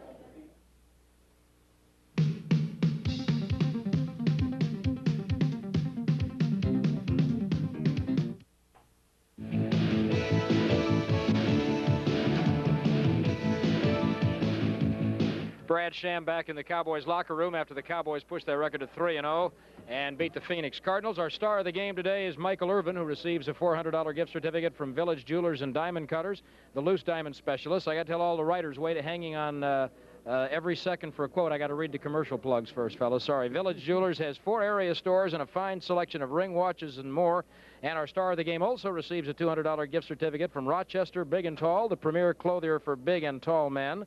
And all of today's guests on the Locker Room Show receive a hibachi steak dinner for 2 from Benihana, the Japanese steakhouse at Dallas at LBJ and Coit, a gift certificate from Larry's Shoes. No other man's shoe store can fill their shoes. And a new furniture store called The Room Store gives each of our guests a $100 gift certificate. The Room Store has 5 locations that offer the guaranteed lowest price, or it's free. Michael Irvin, 8 catches, 210 yards, 3 touchdowns, the 5th best receiving day in Cowboys history. And so what, the rust is worn off now, and now the holdout's over? Brad, I don't want to hear another word about rust. You know, last week, Norb kind of ran me in the ground last week, and right towards the end of last week, I dropped a little hitch, and Nate came to me and said, all right, Michael, don't be rusty. And I was like, Nate, you know, I went in to Nate and said, I don't want to hear another word about rust. I just want to play football. It's time to put the holdout and everything and all that behind and just play football. I mean, it's time for me to focus in and start doing what I can do. Well, you must feel seriously about that, because I saw you blocking a couple times, too. You know, it's funny because you must know they were on me all week about blocking. Emmett's been eating me alive, and, you know, I spent a lot of time with Emmett, and it's get hard sometimes. When every time you're around your best friend, he's like, hey, man, you better block, man. I need 200 yards and that type of thing. So, you know, on that first touchdown, he was right down there blocking with me. That's what we tried to concentrate on, downfield blocking all week. Well, and Novacek had a couple of key blocks too. But let's talk about that first one, the long one, because you had to make a couple of very tricky cuts and moves in there. When do you start reading what's in front of you, and when do you just start running? Well, what you try to do, Brad, is you try to get into that zone where everything slows down in front of you, where you can see everything, and you can see it actually almost before it happens. You know, I felt pretty good going to the game. I was joking with Crazy Ray. You know, Ray said, "How you feel?" I said, "I feel like 200 yards today," and actually I did. Actually, I came up with it. So I told Coach Jackson I felt pretty good. You know, I'm almost to that point where I see the game slowing down in front of me again, and that's the point I want to be at. Second one, beat double coverage. Quarterback helped you with the throw on the second one, Helped me. He made the play. You know, offensive line, it's a long route, and offensive line helped the play. And the quarterback, man, he made a great throw. Third one, if I'm the receiver, I'm afraid of that ball. Now, that one's coming with smoke on it. Yeah, it was. And you know, the whole while I'm thinking, man, just easy. Throw it in the light, Troy. Throw it in the easy because there's so much going on. It was so much going on. Well, you know he's not throwing it light and easy on that route. He don't know. He just don't know how to throw him light and easy yet. He put it where he needed to put it. He put it low and away. You know, I catch it and run in zone. Alfredo Roberts and Jay, they cleared it out great for me on that play. And to prove, however, that you can still play the perfect game, what happened on the reverse? That's Emmett's fault. Where is it? Oh, it's a bad handoff, right? Yeah, but don't Emmett. Hey, look. All I want to do is do what I do best. That's run deep ends and deep outs, man. They made me run the reverse. I didn't want to run it. They made me do it. You were in there begging all week. I know you had to have been. Yeah, but you know what? The play worked great. And practice, we ran a couple times in practice, and it worked great. I think, you know, sometimes you get in the game, adrenaline going, and we just missed the handoff. All right, now we're way premature for this question, but your next game is against a team that's also 3-0.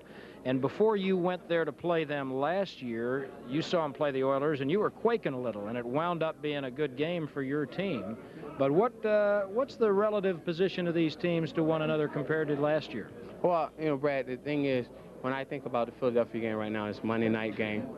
You know, I'm thinking back, I think about the Washington game. Everybody says, oh, it's the biggest Monday night game.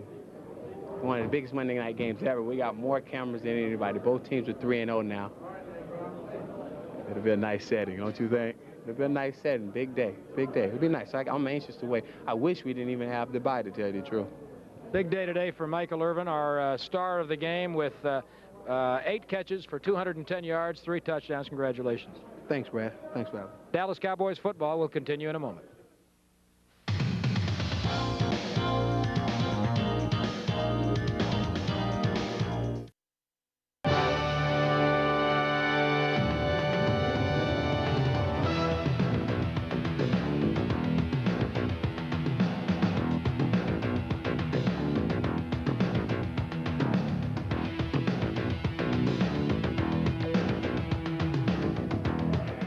Brad Sham in the Cowboys locker room after the Cowboys beat the Phoenix Cardinals today 31-20 to go 3-0, and it was a big day for the Cowboys offense, and I don't know when I've seen Troy Aikman look sharper. 14 of 21 for 263 yards, 3 touchdowns, no interceptions, no sacks. Where's that rank for you? I mean, that's a pretty sharp day.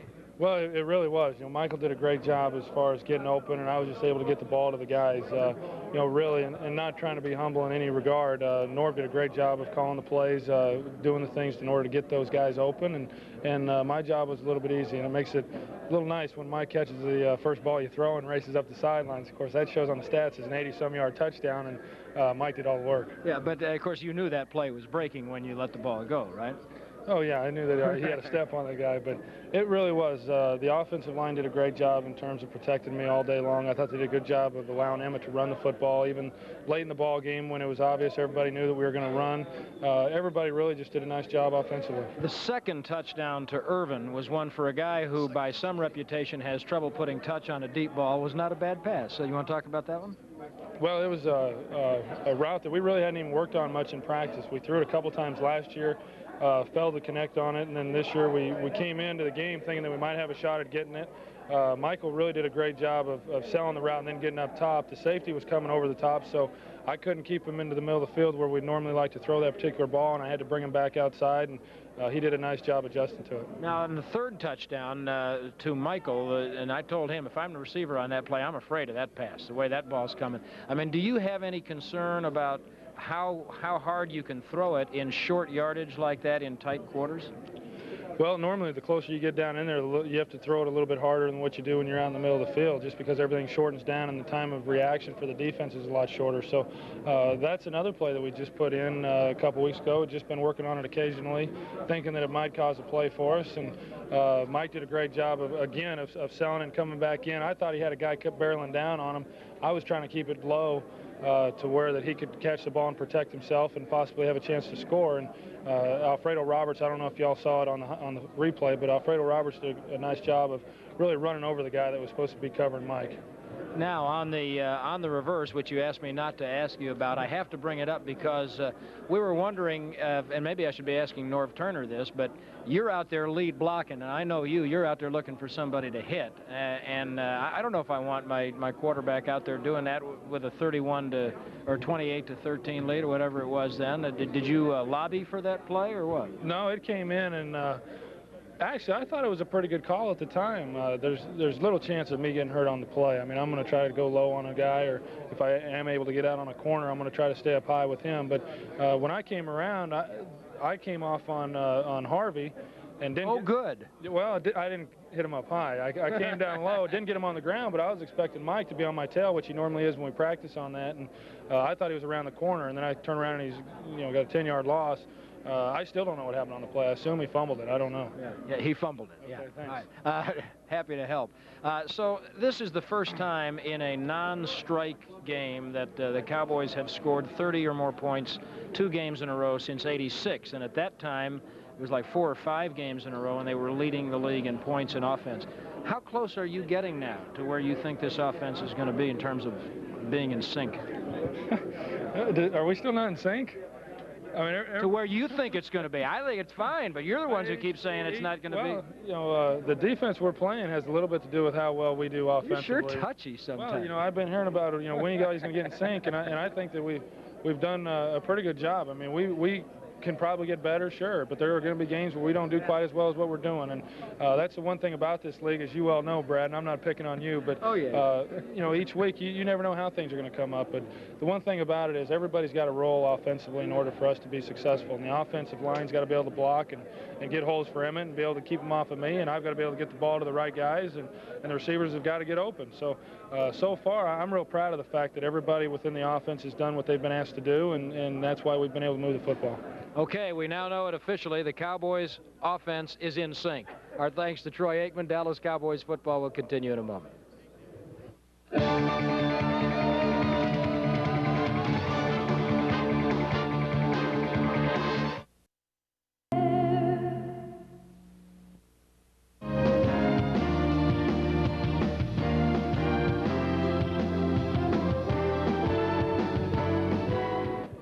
Cowboys win today over the Phoenix Cardinals. Final was 31-20. Brad Sham back in the Cowboys locker room, and we're now with Cowboys fullback Darryl Johnston, who I am nominating for being in the class with John L. Williams and fullbacks of that magnitude as the best blocking and catching fullbacks in the league. I don't know if you want to accept that honor, but I mean, you've been blocking awful well, but today you were running plays on both ends where you got the outside linebacker, the tackle got the defensive end. That was a huge gainer for Emmitt Smith all day. So A, congratulations, and B, let's talk a little bit about what it takes to make a play like that work. Thanks a lot, Brad. Because of the way they were playing their scheme, they had the outside linebackers split out kind of wide in their scheme. And we put a few plays in and we thought we could take advantage of them being out that wide. And, you know, fortunately for us, they didn't really change that style to the end of the game and bring them in a little bit tighter. So we were able to get some success early on in the game running outside. You're a little bigger than you were last year? Question mark? Yeah, it's close. Maybe a little bit bigger than it was last year. But, you know, I feel a little bit quicker. And, you know, that's, you know, a credit to Mike and everything, but, you know, it's probably negligible, you know, the difference in size right now. Well, I ask that because you see the films. You're in a good position to know if, in fact, you're more consistent with your blocking. It's always been a strong point for you, but you seem to be. It's been a major plus in each of the first 3 games. So how does it compare in your judgment? It's vastly improved, especially when you play against teams like the Giants and Washington and Phoenix, and, you know, a lot of the time that week you spend looking at the previous games from the year before. And, you know, I can notice a really big improvement in what I've been doing blocking since then. And, you know, it's hard to say what the difference is. I really think it's just the mindset and, feeling comfortable with what your job is, and it's been going well for me so far this year.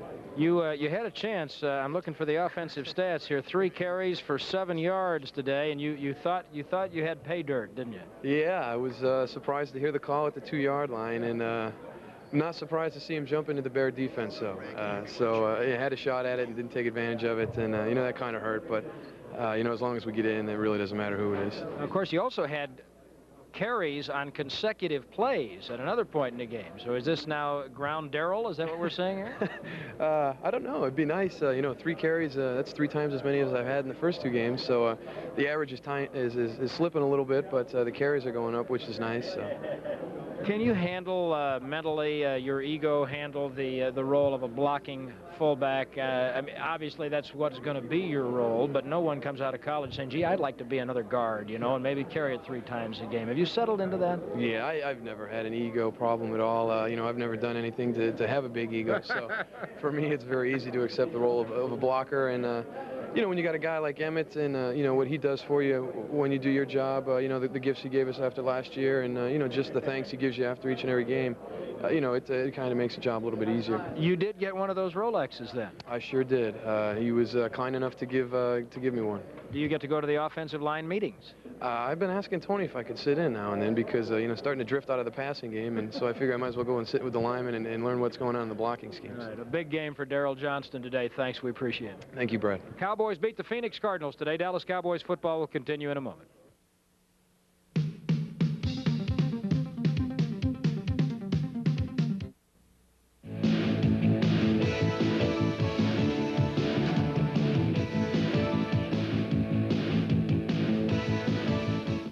Brad Sham back in the Cowboys locker room where the Cowboys have beaten the Phoenix Cardinals to go 3-0, and it was a day where Tony Tolbert certainly left his impression on Chris Chandler. The Cardinals quarterback sacked twice by Tony Tolbert today. Let's congratulations on the win. First of all, let's talk a little bit about what you expected from the Phoenix offense and whether that was what you got. Well, we expected them to come out and establish the run because they've had trouble running the ball, and then some play action passes and things like that. But during later in the week, I guess they changed personnel, and it was hard to get used to going against the guy, I was going against Cunningham, because I was expecting to go against Mark May, and it was difficult to get used to rushing against Cunningham. But we expected them to play action pass, give him a couple of chances, quick passes and hitches and stuff like that. Now, you knew middle of the week, I guess, that Cunningham would be the guy you were going against, but I'm guessing you probably didn't have a whole lot of film on him. Did you have to go back to preseason, or did you have any?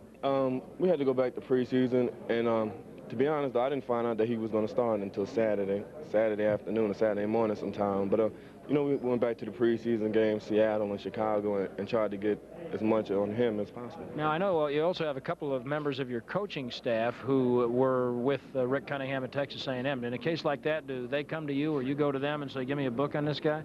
Yeah, they told me that he was a, decent athlete. Kind of go after him, he'll kind of, go down and stuff like that. But, to me, they didn't give him his just due. I think he was a pretty good athlete foot-wise and stuff like that, and he put more effort into his game than what I've seen him play. Now, another thing that happened, of course, that people are going to talk about is big lead, and the other team made it interesting at the end. They were you playing a lot of that so-called prevent defense in the fourth quarter today? I think we learned, as a team, we learned our lesson last week. I think it wasn't that much as prevent. I think we got on top of them real fast, and it was forced them to pass and stuff like that. There ain't no prevent in the NFL because any team can score 21 points in 2 minutes, or something bad can happen. So you never try to prevent from losing the game or whatever. You just play the way you've been playing and stay on top of it. Are you a little stronger, a little more into the flow now after not having a training camp? I'm still getting tired early. I'm not as sore as the first game, but I hope to get my win very soon. There's nothing that could prepare yourself for hitting and stuff like that, but I'm just trying to get back in shape as much as possible. So you're still not 4 quarters every down worth of football shape? Nowhere close to it. Nowhere close to it. Well, you got 2 weeks before Philadelphia. You think you'll have it then? I hope so. I'm going to do a lot of running next week and try to get my win back. Right now, to be honest, I can probably go 3 quarters the most, but, with some spells here and there. But I hope to get my win and hopefully play the way I played last year. Well, 2 sacks for Tony Tolbert today. Congratulations, you're part of the Cowboys win today. Thank you. We'll go now to Michael Ray, who's outside the locker room with Cowboys offensive line coach Tony Wise. See if maybe Darrell Johnston will get to sit in one of those offensive line meetings. Michael? Well, thank you, Brad. We are with offensive line coach Tony Wise. Troy Aikman just made mention of what a great job your guys did. A couple of weeks ago, Emmett was a little upset because they didn't get the credit he feels they deserve. Talk about, I mean, we always hear about the offensive line as a unit. Talk about individual guys that you coach and that you're head over. Well, probably the guy that gets the least the publicity is Mark Tooney, the left tackle, does an outstanding job. Big, strong guy who's awful consistent. He gets a lot of tough rushers over there. Harvey today, yeah. and he's just a real consistent guy and is a very good player for us. Everybody knows Nate and loves him, and Nate's playing very well and doing a heck of a job. John Giesick is probably, since the start of camp, has been the most consistent and probably the best lineman that we've had on the entire team, I would think. And then Eric Williams, obviously, has got a lot of publicity himself as, you know, being a young guy and being thrust in there. And Eric has played very well for these first 3 ball games. And even the backups today, Nate came out, got a blow, and Kevin Gogan went in. Nate kind of turned his ankle, and Kevin went in there, and Kevin obviously has been a starter, and he can do it very well. And then it was glad to have Mark Stepnoski back, because he's a guy that's taken a lot of snaps for us over the past 2.5 years, and I think his first time out there, he did a nice job. Yeah, and then Frank Cornish having to come in, Stepnoski gets kicked in the head, so all around a great day for your guys. Yeah, anytime the line can be consistent and play well together, then they're not going to get a lot of notice, and they know that as well as anybody does. All right, thanks, Coach. 112 yards for Emmett today, That's over great. 200 for Michael Irvin. That means your guys did a great job, and we thank you. The big game, of course, 4-0 is what they strive for against the Philadelphia Eagles. We'll be back with more Brad in the locker room as Dallas Cowboys football continues in a moment.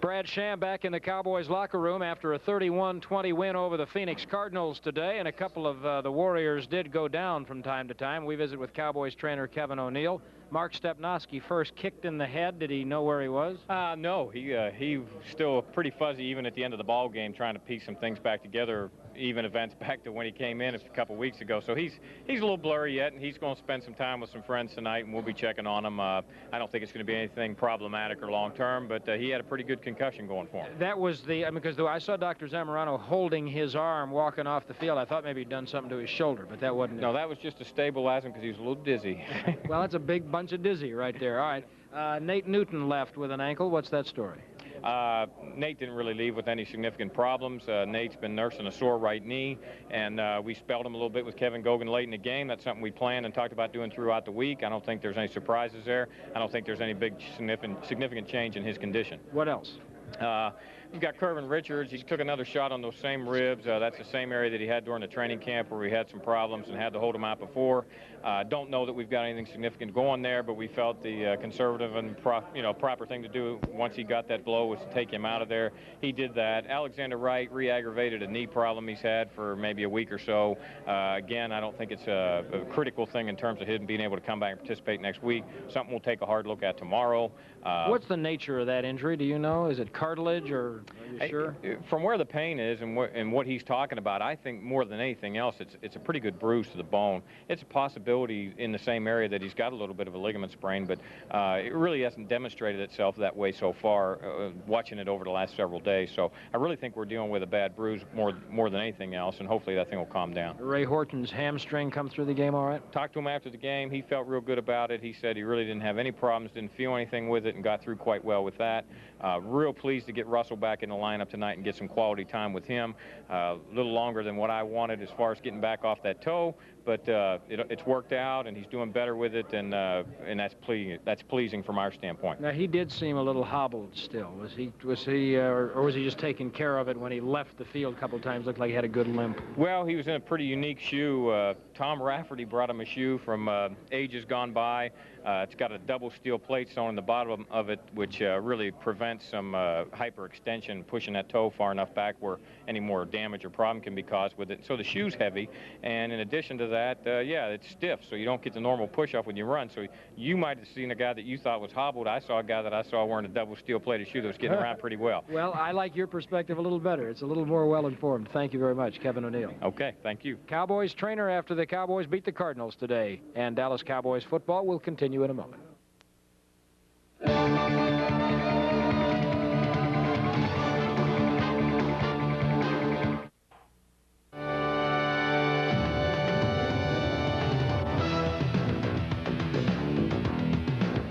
Welcome back to the Dallas Cowboys postgame show. And Brad, I for one am glad that Michael Irvin had the 3 touchdowns today.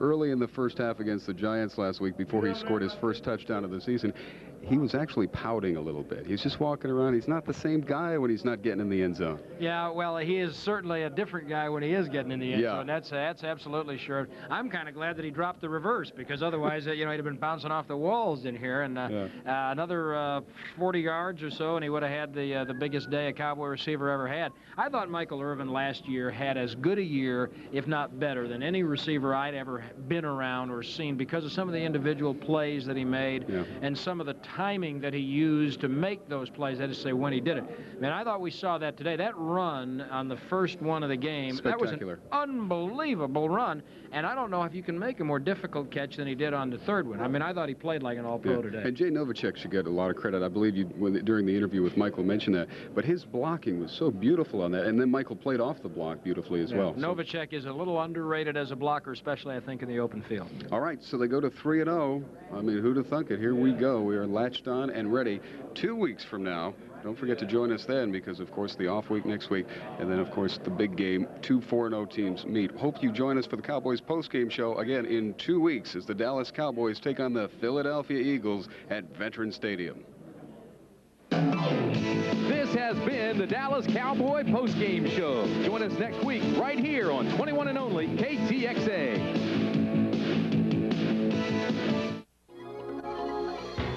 You're watching KTXA Fort Worth, Dallas. We